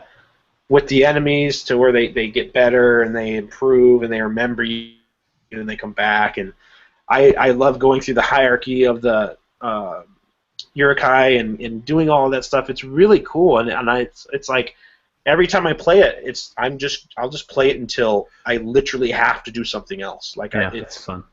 I keep going back to it. It's just it's got great replay value, and I mean, especially if you like Lord of the Rings. And so I'm very much looking forward to them doing another one of those. I think I've either heard it confirmed they're doing another one, or it's rumor they're doing another one. Rumor, I think it's only $20 too. So I mean, yeah, digital. I think I think I might have got it on sale. I think I might have got it for like $15. Sure. But obviously right now it's not. But still a great game. I love it. That's so other than Division, Shadow Mortar, that's what I've been playing this week. Cool. Joshua. Yeah, I need to go back and play through Shadow Mortar, or finish it rather. I started it and I still haven't finished it. So I played some Rocket League this week. Obviously. Can't stop with that game. Can't stop, won't stop. I played a little more Fallout 4. I made some South Dakota Gamer signs. Those are cool. Some South Dakota Gamer neon signs in my settlement. That's basically all I did there. I trapped another Rad Stag and another Raider or something. Been trapping things. I'm trying to trap that Yao Guai bear. Yao Guai. And then I got to use that for bait to trap a Deathclaw. And then I got to build that beacon to make the Deathclaw friendly, and then I just want a Deathclaw just roaming around in my camp. That's all I want. So that's my final goal. And then I played a little bit of Zombie, which was for PlayStation. That's one of that and Dead Star, I think, are the two free games for PlayStation Plus this month. Zombie's kind of cool. Yeah. I was skeptical of both of them. Zombie's kind of cool. So there's a game that I was playing on PC a while back. I still have it on Steam, but it's called I'll pull it up. It's called something Contagion. I don't even need to pull it up. It's called Contagion, and it's the Matt Damon movie. Yes, exactly. It's based on the movie. Based on the movie, based on the game, based on the movie. And so it's like Contagion is this game where it starts you off, it's first-person shooter, survival, and it puts you in a location, and the goal is to make it to the end of the mission objectives for that location, and all of them are different. So if you start in there's a sheriff's department, for instance, and the goal is just to escape from the sheriff's department, and so you start off and you have to find a key card to get into a cell block, and then you have to make it through that cell block into another one, and then you have to do something else, and the whole time you're getting attacked or cornered by zombies, and ammo is very scarce, and so you have to you use axes and crowbars and stuff like that, along with guns, and axes and crowbars break, and then so you have to be really careful about how quiet you are and how much attention you're attracting and stuff. So it's really good, and Zombie is kind of like that. It's third person. No. It's first person. And there seems to be a little more story behind it. Contagion's very here's your thing. And Zombie, you can play in either survival mode or normal mode. In normal mode, if you die, you start again with another survivor. They call him just another character, basically another life. And in survival mode, you have to make it all the way through with the one that you're playing as, and if you die, your game's over. So that's the moves. That's the mode I chose. And like that, just having infinite lives seems a little cheap. So I was like, totally survive. And so like you have this guy, this Scottish guy coming over your radio or whatever, and like he like leads you to this safe house that he's got set up, and you can save your game there and stuff. And from there he sends you out on these missions. So like you're linking these CCTV cameras into the network that he's got running, so that you can keep an eye on more of the area and like you're better able to survive. All the time you're picking up items like little snack bars or like food for healing, or you get a cricket paddle because the whole thing's in London. So you get a cricket paddle as a weapon instead of a baseball bat, and then you got like a pistol and stuff like that. And so like this guy's leading you, and he's like calling the shots. He's like Overwatch for you, and so he's like leading you on these missions, and like you have to go like link cameras or pick up this item or get this thing. And it's pretty cool. Like I played for a little bit. I died once and stopped playing and went to bed, but it was pretty cool. So I'll probably play a little more of that. To it. And then Cecilia and I traveled a little bit this past weekend to North Carolina and Richmond, and saw her family and a couple of my friends in Richmond. And so I was playing my PSP on the trip, and I played a little bit of Final Fantasy Tactics on the PSP. Your favorite Final Fantasy game, if I'm not mistaken, right? By far my favorite Final Fantasy game. It's just so good. It's just so good. And somebody pointed out today that it's basically HeroClix before HeroClix. I had never thought of it that way, but that's basically what it is. Like HeroClix is a tabletop, Interesting. like turn-based strategy type game, and like it's basically what it is. But like, man, it's so much fun. And like I got home today, and like I was doing some stuff before the podcast, and I had a few minutes like before I jumped on the call, and I finished a little skirmish on Tactics like right before I jumped on the call, and like this happens to me every time I start playing it. Like now that I've started playing it, I have to play all the way through. Like upgrading your characters is so addicting, and like learning abilities and like outfitting them with new equipment and weapons, and like learning new stuff so that they can progress to the next job, like in the job chain. And there's like so many different branches to the jobs. Like if you're a squire and then a knight, you can become a black mage or a white mage or a chemist, and like depending on which one you choose there and how good you get at that job, you can go to like a paladin, or like they've got like things that like a time mage or arithmetician, or like a mathematician, or Those like little arithmeticians. yeah, Reading, writing, and arithmeticians. right, exactly. Or like there's so many, there's Holy Knight and like Dark Knight and like all this stuff. Batman? Yeah, Batman's in the game. Cool, I'm buying that. I think there's a Dragoon is a job class that you can have, but there's like so many like branching paths you can take with your character, and it's so fun, and like the story's really good, the dialogue's really good, if not like misguided at times because it's obviously translated from Japanese, and so like sometimes the English translation is a little bit off, which is comical, and it can take you out of the story a little bit. But overall, the story is really good. Anyway, like I can't stop thinking about it, and as soon as I get another chance, I'm gonna play more of it. So cool. But I think that's all I played this week. I left Shopkeep alone because I'm getting discouraged until it's out of early access. I feel like I'm not gonna touch it anymore. Sure. I meant to get back to Super Hot this week, and I didn't. But yeah. Cool. So this week I'm gonna download Invisible Ink, and that Lumo game, maybe Axiom Verge. Try a couple of those out. So. Neat. Alrighty. Well, I guess that brings us to my games. Yeah. Did you guys... Hey, Chad, what have you been playing this week? So glad you asked, Josh. Thank you. Yeah. Did any of you log into Miitomo at all this last week? Yeah, I messed around with it a little bit. Dave, are you done with it? With what? I Miitomo broke up on mine. Consider it a game. I don't think. I don't think I'm done with it. It's not. I logged in, and Miss Cecilia Roberta Choi, or whatever her middle name was this week. Gosh, Roberta. Was like the only one that had done a whole lot of anything, and so I literally started commenting on her things just to get coins. I didn't really say anything productive or instructive, and I told her that. I said, "Yeah, this is just to get coins." Yeah, I'm just trying to get my coins. Yeah, it's because no one else was doing anything, and I have like 15 friends, I think, or something like that, and it obviously has hit a wall with a lot of people.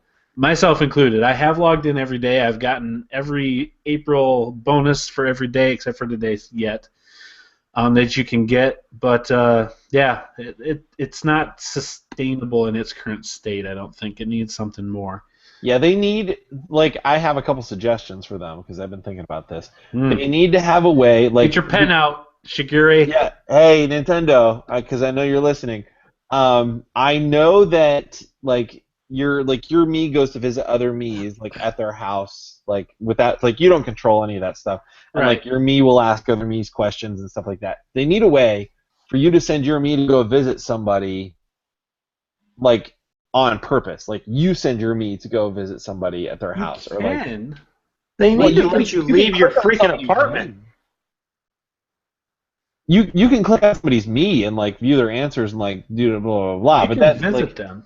That doesn't mean that your me is going there. That just means that you're I think you can, but clicking on it. I'm not. I haven't found a way to send my me to anybody's apartment. Okay. My me just goes off and does stuff. So if there is a way to do it, then they need to make it more clear. But if it's not in the game, they need to make a way for you to send your me physically to another. Physically, it's a video game, but digitally, physically, it's a real to another me's apartment. They need to make a way for your me, to have some specified relationship with other me's. Because Cecilia's on there, and I would be like, "Hey, that's my girlfriend on the me," and we're just holding hands in the apartment and talking and doing stuff and da da da da. Little hearts in your word bubble. Yeah, exactly. Or maybe there's certain questions that our me's will ask each other more often, or our me's will interact more often because we're Sure. So they're or if you could comment and call out somebody else's me and notify them that you mentioned them in a comment, sure, kind of Facebook-esque, stuff like that. I think would make this a lot better. And you know what I want? I need some more Nintendo style Mario hats. Give me a freaking Link shield that I can carry around my back. Yeah, that would be cool. Or the Master Sword, or just cool. Samus armor. Yeah, better outfit choices would be a plus.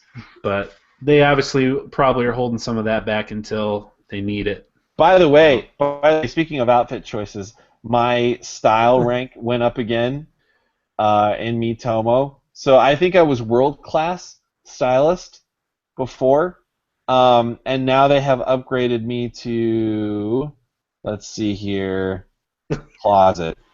What? Wait. Genius. I am now genius. What level is that? Style level 8. Wow. I'm an ultra friend, popular at 10. level 5. Level 6 friend, level 10 fashion. So, not to just burst your bubble, genius, but just so you know, Josh, I was trying to brag, and now you just brought me down. You're harshing my vibe, man. I don't know if there's other ways to do this, but when you look at in a comment thread of any me, and you click on a me of somebody that's your friend, it gives you the option to visit their room. I knew you could do that. Yeah, but that's just you. That's not you sending your me to their room. That's just you viewing their room and them in their room. I see. Yeah, But not making them converse. Because I've done that, but that doesn't put your me in their room. Which is what I'm trying to do. So Miitomo, still a thing that people obviously like. Still a thing. Us. We love it. If I were on the YouTube comment thread, I would open my Miitomo app just like you two have at the moment. And I'm getting comments from the Bagel Dogs right now. Fantastic. All right. So Miitomo, we're still playing that dumb thing. It is real dumb, but it's so much fun. Real dumb. But anyway. So yeah, I played Battleborn Beta as well. I wasn't enthralled by any means. I picked one hero and played him And when the match Was was it over, the German 25. guy? What's that? Was it the German guy with the monocle? No, I picked the Oh. Marine dude with the machine gun. I don't know why. I There played was as like the German guy with the monocle. 6 guys you could choose from, I think, or something Yeah. like that. So 25 minutes later, when that match was over, I was like, oh, okay. I kind of want to try a different hero, but I want to take another half hour to go through this. It took you 25 minutes to finish? Yeah, it wasn't. It was one of the ones where you have to. It's like you have to go defeat their big turret in their base. It wasn't I like a played- team deathmatch. I played a whole different thing, and it took me way longer. Oh, really? Yeah, like I played. I couldn't get into the other other thing. Another one. I couldn't get into the alternate. Yeah, there were 2 modes. Yeah. But It's yeah, hard so finding a match for me, personally. it didn't make me go, ooh, I want to get this. So I'll probably not immediately. I want to try Overwatch, and that's like almost. I don't know. I say it's almost the same, but it could be completely different. It looks the same, but it's Blizzard's, and so that kind of brings it up a notch for me. And not that Gearbox isn't good, but Blizzard has more of a pedigree in that type of game, though. Sure. Like, this is kind of a first for Gearbox as far as this sort In of that game goes. type, yeah. So I want to try Overwatch, and I'd be interested to see that. Another beta I played, I also played the Doom beta. Can you talk about it? Can you talk about it? See, Yeah, it's thought about open. downloading this, but my problem is anything I download digitally also downloads on my son's Xbox, Yeah. and I didn't want it on his Xbox. Yeah, it's and I remember playing the original Doom, and it's a lot different now. Obviously, it's much more shiny, not pixelated at all. You don't have the little face in the bottom that gets beat up more and more as you get hit. But you don't have the regen health. You have to pick up health packs. You have to pick up ammo packs. It's okay. I mean, it didn't. Like, there's no sprint. You just go. There's no running faster. It's just you run. The guns are okay. The shotgun's really cool. I mean, when you hit a guys, they explode. You have the rocket launchers, But the way it felt to me, and again, I'm not a expert first-person shooter player. I'm not a great, I'm not awesome. I can hold my own. I think I do better than average, but I'm not awesome. And I like the way Call of Duty feels better than Doom did. I like the way it looked better than Doom did. I don't know. It's okay.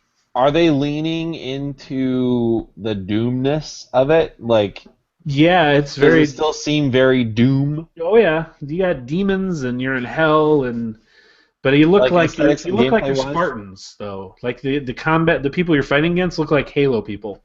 Like they're in armor, and you look like Spartans. So is it like humans versus demons, or is it like... The mode they had is human versus human, but there's an upgrade you could get where you could turn yourself into a demon, and then you would go and you just like OP for like 30 seconds, or until someone kills you. Is that like all melee, or... No, you had some rockets that you could shoot and stuff, but... Like as a demon? Yeah. They're like, I don't know, demon rockets. Ah, So, the worst kind. right. But yeah, so I mean, I wasn't unimpressed, but I had nothing like really. I was like, nothing was. Oh man, I can't wait for Doom to come out now. This is gonna be so much fun. It's gonna have a campaign, right? It is, and I think that's probably for me where I would spend more of my time. Yeah. Because when our group, quote unquote, of game night people, we used to play Call of Duty all the time. That was what we did because it's a good team-based game to play. Rocket League came out, kind of shook that up a little bit, which is fine, and that was fun. But we haven't gone back to Call of Duty as a group in a while. I did play Call of Duty this weekend, Black Ops 3, because there was double XP, so I hit the next level, only level 3 Prestige, but I hit level 3 Prestige, and it's fun still. For as much complaining as we do and the lag and the whatever, the unfairness that comes with competitive multiplayer shooters, or the supposed feeling of unfairness, that game is a lot of fun. And the shooting is real good. Like, it just feels good, and it's smooth. And so I wish our group would get back together, 6 people, to play Call of Duty, because that is some of the most fun I had on a game night ever. and we just haven't had that in a while. And I understand things change, but it would be fun to do again. So I played some of that. Let's see on my list here. Just Cause 3. That's a game I got when it first came out. Played a little bit. I don't know why. Kind of like you, Dave. Nothing's really grabbing me. Yeah. You know, I've got Fallout 4 sitting there. I've got The Witcher 3 sitting there. And both games, I'm like, man, I really want to play these. And I bought the season pass for Fallout 4 when it came out, and has been downloading all the stuff. And I'm like, oh my gosh, just so much more. So I haven't gone back into those. So I was like, I'm gonna try Just Cause 3. It's a fun game. You run in and blow some stuff up. And 2 nights in a row, I played like 4 hours each. And I'm looking at the map, and it's just huge. I'm going, I'm never going to finish this. So I'm trying to plow through the story. But it's really easy to get sidetracked into, oh, here's a town over here that's got some big fuel tanks that have red stripes on them that when I shoot them, they explode. Yep. I can latch my, what do they call it, grappling hook to this red barrel, and then latch this other grappling hook to this truck, and then latch them to this big fuel tank and push the trigger, and they all come together and boom, explode. And that's a lot of fun. Just I need to get that game. I'm skipping all the cutscenes, like literally. You just skip. I don't even care what you're saying. They're not very exciting. It's honestly not exciting. Rico, I know you're real cool play. looking with your big old belt buckle and your jean jacket rolled up halfway up your forearm, but I don't care about you and what you're saying. Just let me blow more stuff up. Oh, that's great. There was one, and I think, Dave, you did this when you played because I looked at the achievements. There's one where you're in this house. There's this government, right? It kind of feels like Cuba would feel like a communist government. Is kind of controlling, and you're going to liberate and help the rebels. Well, they're shooting this missile, right, from this island. So you're in a helicopter way in the air. You're like, we've got to stop that missile. So they're like, all right. Rico is like Expendable 3's Antonio Banderas version of Nathan Drake. Yeah, that's perfect. That is perfect. He's like, okay, Mario, I got this. And you jump out of a helicopter with your wingsuit, and it shows this way down at the bottom, this little yellow dot, which is where you're supposed to go. And all of a sudden, it opens up, and this missile starts coming out.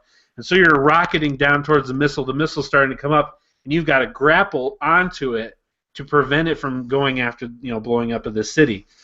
And so you're just shooting way down there, and the first time I missed because I didn't hit the parachute quick enough, and I just went, whew, right past it. They're like, oh no, you failed. You missed the missile. So I started again, hit the parachute, so I'm gliding, and as it passed me, you grapple onto it, and he zips to it, and then somehow, cutscene happens, and he grapples to one side and pulls, and it diverts the trajectory of it, and it blows up in the middle of the water. And he's like, physics. Yeah, he's like, I just saved everybody. That's way to go, Rico. You're my favorite. So, real dumb, but fun. Blowing up stuff is real cool. It looks good when you blow things up. So I've been playing that. Let's see, what else? Real quick. Quantum Break, finished that. I got every achievement in that except for beating it on a hard because I wasn't going to go through and play that game again. Fun game, great story. Gameplay, like I mentioned last week, not great. Shooting, not great. Time moves, real cool. Play that game. Rocket League, played that. Got 100% on that. Got all the achievements, 100%. I think I want to go on the PlayStation and get my first platinum with that game. Do it. I'll play with you. And thereby also, playing with you and Evan and Paco, I think that's something I may do this next week. So I'll talk to you about that. And then finally, one I forgot that Josh reminded me of, I was talking to him about I'm dying to hear about this game. Yeah, so it was raining a lot yesterday, and the comic store was real slow, rained all day. So I brought my laptop, and I opened up Stardew Valley, which, hey, that game, there's not a lot there, but there's a lot there. Okay, so I think it sounds like it's like the way you said that. It sounds like you love it, but you hate that you love it. Yeah, I don't know what to do. Okay, so I'm 6 hours now that I've played it, and I think I played an hour the last time we talked.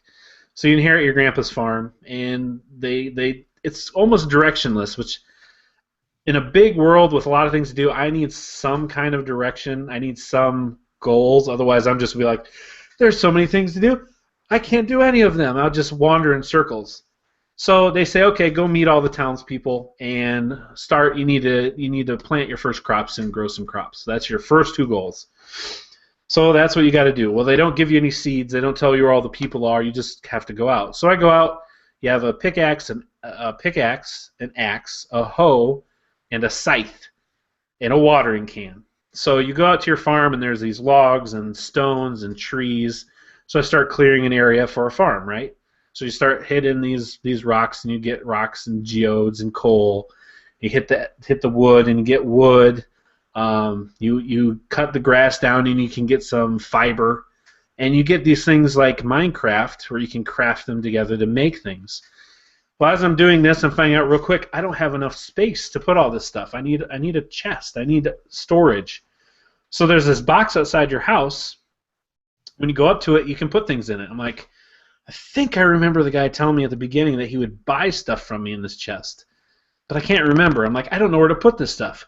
So I started putting stuff in the chest. Well, yeah, that gets rid of it. It's gone. When you put it in that chest, the guy buys it from you, and you can't get it back. So I'm like, oh, I got rid of like hundreds of rocks and hundreds of wood, which isn't a big deal because there's tons of it. Anyway, so I'm like, how? I can't carry anything else. I went down, just got this letter the next day.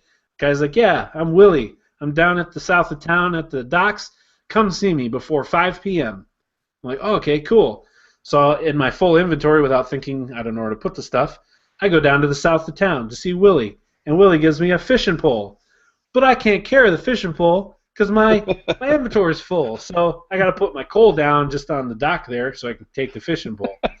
So I'm like, okay, this is a problem. I need to find out how to do stuff. So the game doesn't tell you anything. Nothing. So I go on Reddit. And I find out, hey, you can go and you can craft stuff. You just hit escape and go to this little hammer icon, and there's a bunch of things that you can craft if you have the stuff. Oh, that's real easy. So I find the chest. Oh, I need some wood, and I need something else, and I can make a chest. Go out and get the rest of that stuff. I made a chest. I could put a bunch of stuff in there now. But the game doesn't tell you that. You either figure it out yourself, or you do what I did and search it out. It's like that. Like the game is like that. There's a lot of things. Like we listened to Giant Bomb, and Dan Reichert was talking about bringing fried eggs into town and giving to people. So eventually you get chicken coops, right?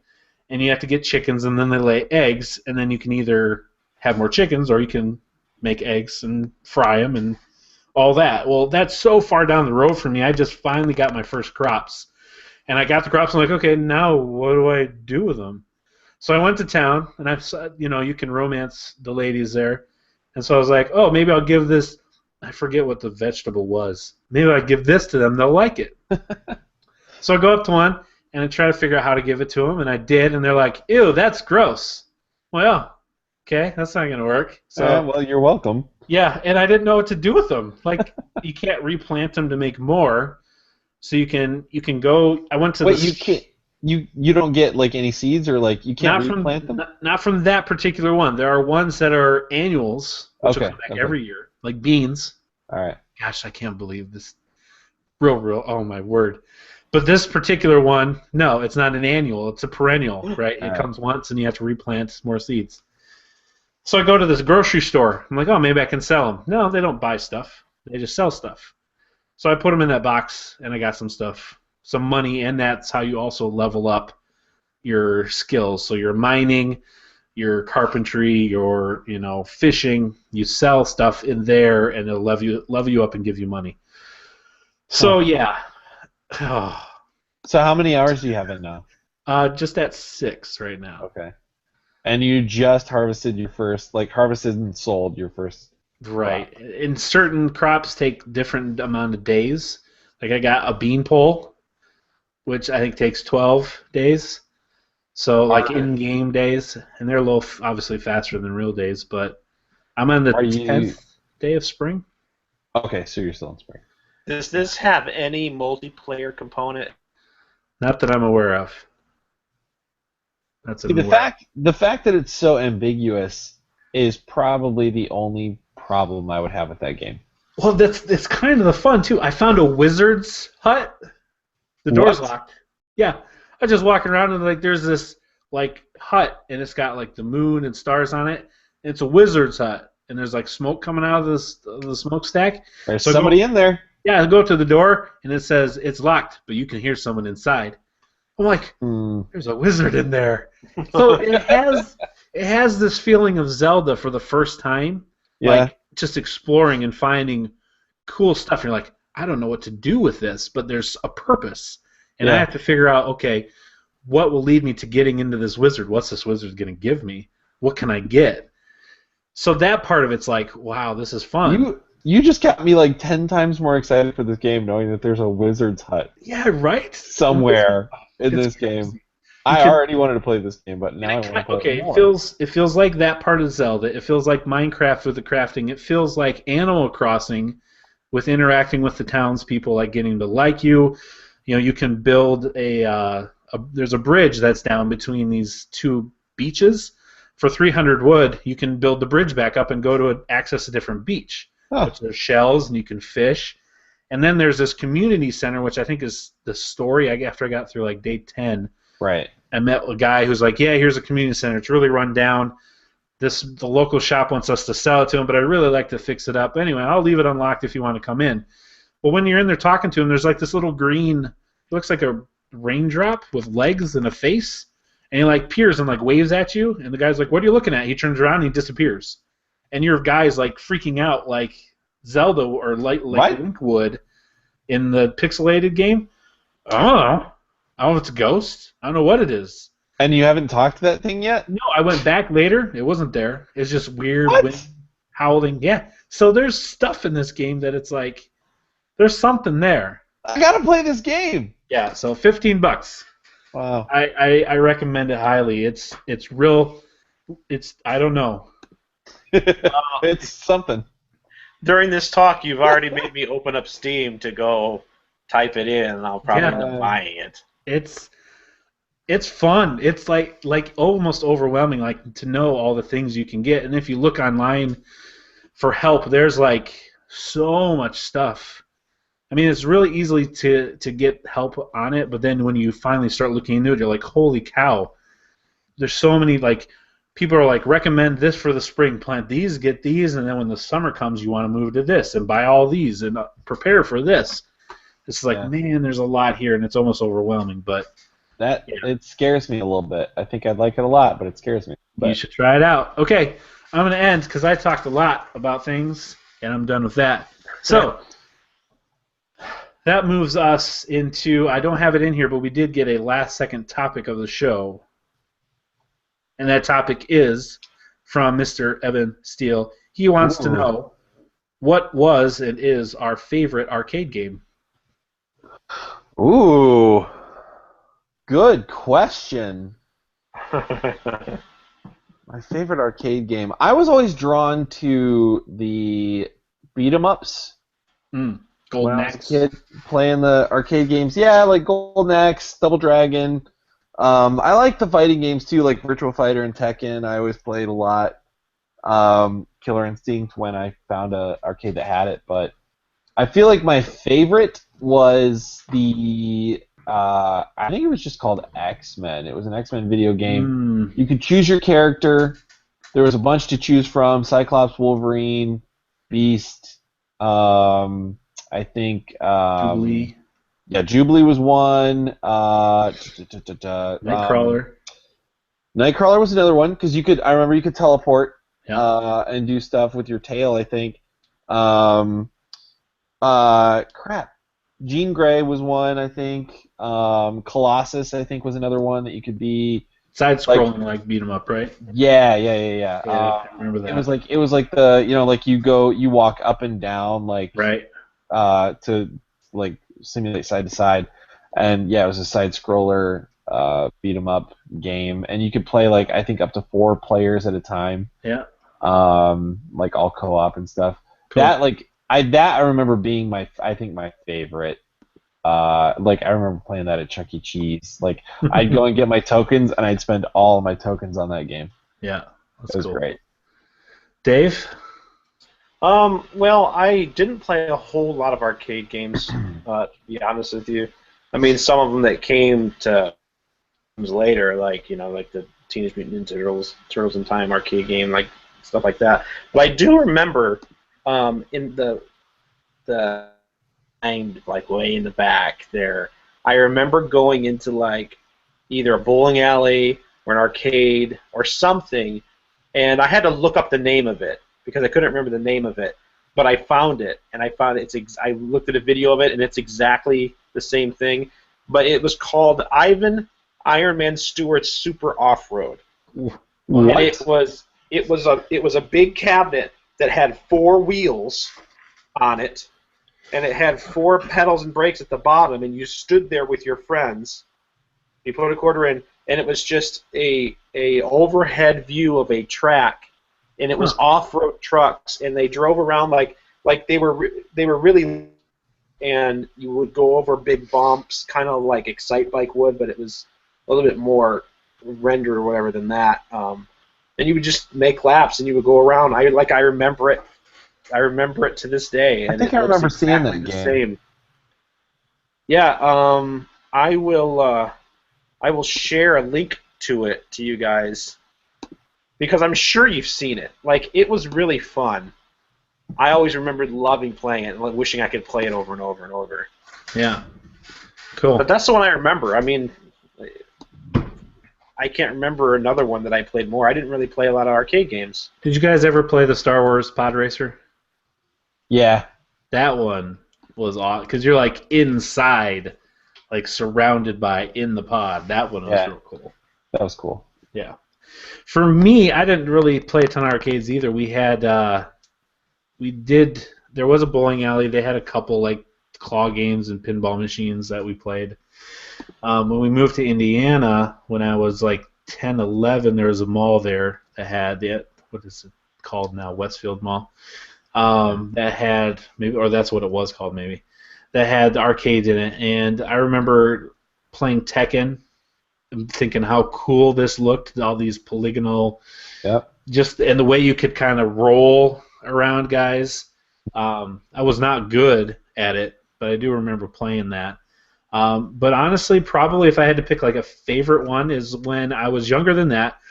In the clinic here in town in Brookings, they had a tabletop Pac-Man game where all the sick kids with snotty noses and strep throats coughing would go sit and play the Pac-Man while you're passing along their germs to all the rest of the kids sitting down. While you're waiting to get called into the doctor's office, you're out there playing on the Pac-Man with all the sick germs on it. But that one was if there was anything to look forward to when you're sick going to the doctor, that was it. And obviously they took that out probably that was in the 80s, so shortly after they realized this is a bad place to have something like this without us being out here every 10 minutes to disinfect. I took that out, but that was real cool. So I would say Pac-Man on the tabletop was my favorite arcade game. So Chad kicking it old school. Yeah, good question, Evan. Good question. Some of these kids these days, they wouldn't be able to answer that question. No, they'd be like, "What's an arcade?" Right. So, all right. Well, that leads us. That's my impression of a 2016 kid, like a 2016 10-year-old. Arcade. That's exactly how he talks. That's exactly how Carter sounds. Hello, Dad. Arcade. Dad, come play Minecraft with me. I'll beat you in Battlefront right now. I love when you said that he was texting you as your wife. That was hilarious. Did you tell that story on the podcast? I don't remember. That's definitely podcast worthy. Yeah. I don't know if I did. But real quick, he was wanting the Battlefront season pass, like Dave got for Jack. And so I got a text from my wife, who I thought was my wife, and to come to find out, the first one was saying, Carter wants to know if he can get the Battlefront season pass. I was like, no. So that first one was from your wife? The first one was. Okay. All right. Carter wants to know if he can get the Battlefront season pass. Or so you thought. I mean, did she verify that? Yeah, I verified later that the first one was, but I thought all of these were. But the first one was, and that's it. Saying, can Carter get it? And I said, no, not yet. It's $50. I do plan on getting it. Just we aren't going to get it yet. We're going to wait. And so I get another text. I should look. It's been so long. It's probably so far back. I remember you sending that screenshot to us. It was hilarious. Anyway, so I said, no, not right now. We'll probably have to wait, but I do want to get it, just not now. And so I get another text, assuming that it's still from my wife, saying, well, like when? And I was like, I don't know, because I'm thinking, okay, Carter's like pestering her, and she's like, just like, okay, give me an idea when. I was like, I don't know. Soon, but not yet. And so I get another text saying, oh, I forget, man. I wish I remembered. It was like, okay, like in 10 minutes. I was like, okay, this is no longer my wife, because that's not something obviously she would say. I was like, Carter, does Mom know you're still texting with her phone? And you can see the little bubbles come up, when they're typing. And, like, you'd see that, and it would go away. And then it'd come back again. And it'd be like, yes. So I got it. I got it right here. Go ahead. Here it is. Can Carter buy the Outer Rim? Not yet. I was thinking of getting the season pass, but it's $50. We will get it, just not right now. Thank you. And when? Chad, I don't know. Okay, is it today? No, Carter, not today. That was my favorite. On her phone? Yeah, that was my favorite. Immediately at that point, Chad's like, okay, this is Carter now. Okay, today. Oh, man. Oh, yeah, so 2016 kids, they don't know who our kids are, but, man, they know how to text and stuff. So. Yeah, well, yeah, I didn't tell you. I got a recent one for my kids just yesterday, or last night. And it said, let's see, here it was. No prompts. No, like, hey, Daddy, I love you. Just this. Daddy, can I get Tom Clancy's The Division? It's $59.99. And then another text. Because you have it, and I heard it's a fun game, so I wanted it. Next text. And I need your card number to buy it. I need your card number. Oh, my goodness. Yeah, you did. I'm like, what? This game's, like, rated mature. You're 8. This is not going to happen right now. Like I told him, I said, about that Division game's a little bit too old for you. Why? Well, because you're 8. You're supposed to be 18 or older. Oh. Okay. I guess that was enough for him. That's good at 8. That's still enough. Oh, that's fun. All right. So, finally, Game Scoops 20 questions. Scoop! This is Josh's week to it is. Stump us for, well, I guess you got it last week. It's not this week to stump us. We're not trying to stump each other. No, we're not. We just we are not trying to do that intentionally. So, okay, Dave, start us off. Josh. Yeah. Was this game released prior to January 1st, 2000? It was not. All right. Okay. Josh, was this game released before 2010? It was not. Oh my goodness. So Josh, is this a current gen? Wait, I don't want to waste a question. Chad, is there any way I can ask a question that kind of gets 2 answers? You want to know current gen? Yeah, I want to know current gen, but I'd also like to know if it's just on current gen. I guess there's no way. Not really. Asking 2 questions. Right. Oh, I know. Josh. Yes.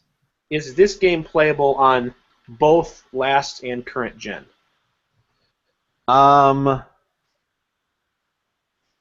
still probably isn't. Let me verify. I don't believe so, but let me verify. That still means it's one or the other, I guess, if it's not. Yeah, that doesn't. I mean, it narrows it down to one or the other, but we still don't know which one. But at least we'll know it's one way or the other. Not both. It's not a totally wasted question. No. We do learn something. But it would be better if it is playable on both. That would be the better answer. Really? I think so. Because if it's no, then it could either be only current gen or it could be only last gen. Sure. But if it's then both, we'd have to ask another question to find that out. Hang on, I'm still verifying. Fact that he doesn't know that off the top of his head, either it's obscure, kind of an obscure game, or yeah, it's either or it could be early in this gen or late. No, it'd have to be early in this gen. I would think if he doesn't know, then that means He doesn't know if it's a game on current gen that might be playable on last gen. Right. Ooh, see, deducing. But he could be seeing if it's backwards compatible. Okay, it's not playable on current gen. Oh, he just gave us. Oh gosh! Thank you, Josh. That was great. You didn't have. You only had to say yes or no. I know that. Well, I mean, that was the point of the question, though. Okay. Well, yeah, but I was not playable on current gen. So this is a 360 PS3 Wii game. Well, I didn't say that. It would have to be, but yeah, it would have to be. Wait a minute. Okay, is this a let's see. I want to ask if it's a Xbox or PlayStation exclusive without asking for just one. I just want to know if it's a. Okay, is this game? No, maybe that's a waste too, because it still takes us 2 to get there. Huh? Sorry, I'm thinking to myself. All right, I'm still gonna ask it. Is this exclusive to one particular console? No. Not console exclusive.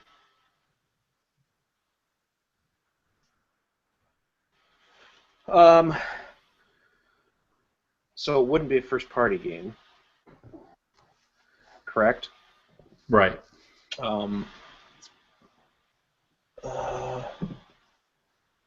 Is this a first-person? I don't think I want to ask if it's first-person shooter. I don't feel that it's going to be a first-person shooter. I mean, I guess we can find out later. We will, but I don't think it's going to be that. I'm just hunching. But it could still be in first person, even if it's not a first-person shooter. Okay. Yeah. The verb of hunch. Yeah. Right. But I still don't know if I want to. You play as a human. Yes. Well, primarily. Play primarily as a human.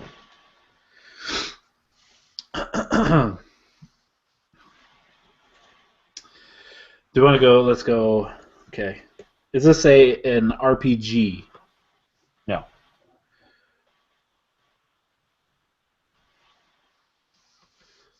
Primarily as a human. Primarily. Does this take place on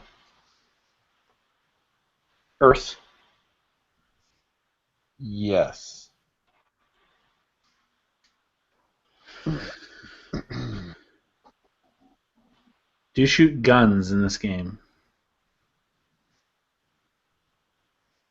Kind of a gun. It's a type of gun. Okay, so not your typical gun. Not a typical gun. Kind of a gun. Kind of a gun. Kind of a gun, last gen. Primarily you can play as a human, which means you could play as someone else as well. Whether it's an animal or an alien on Earth. And you shoot kind of a gun. You just described the game perfectly. Seems it should be so easy. What are some of the major ones we're not asking? We could go genres or publishers, developers. I'm not great. Wears a hat or not?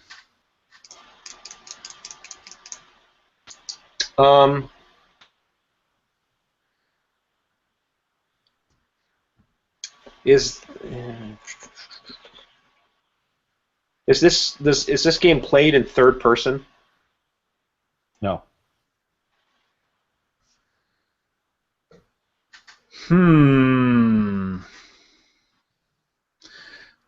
So either first person, could be top down, could be side scroller still, right? Yeah, let's try. I mean, gosh, there's a lot of games in that genre or that generation. Is this part of a? We haven't asked. Yeah, I was gonna say. Is this part of a franchise, Josh? Yes. Part of a franchise. That was question 10. Is there a game in this franchise on current gen? No.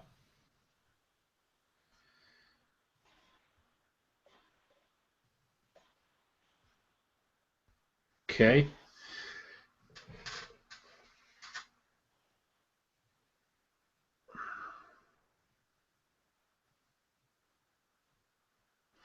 Do you play this? Should I ask if we play in first person, or should I go a different direction? Are we going to assume it's not first person because you're kind of shooting a gun? In most first person games, you're shooting guns.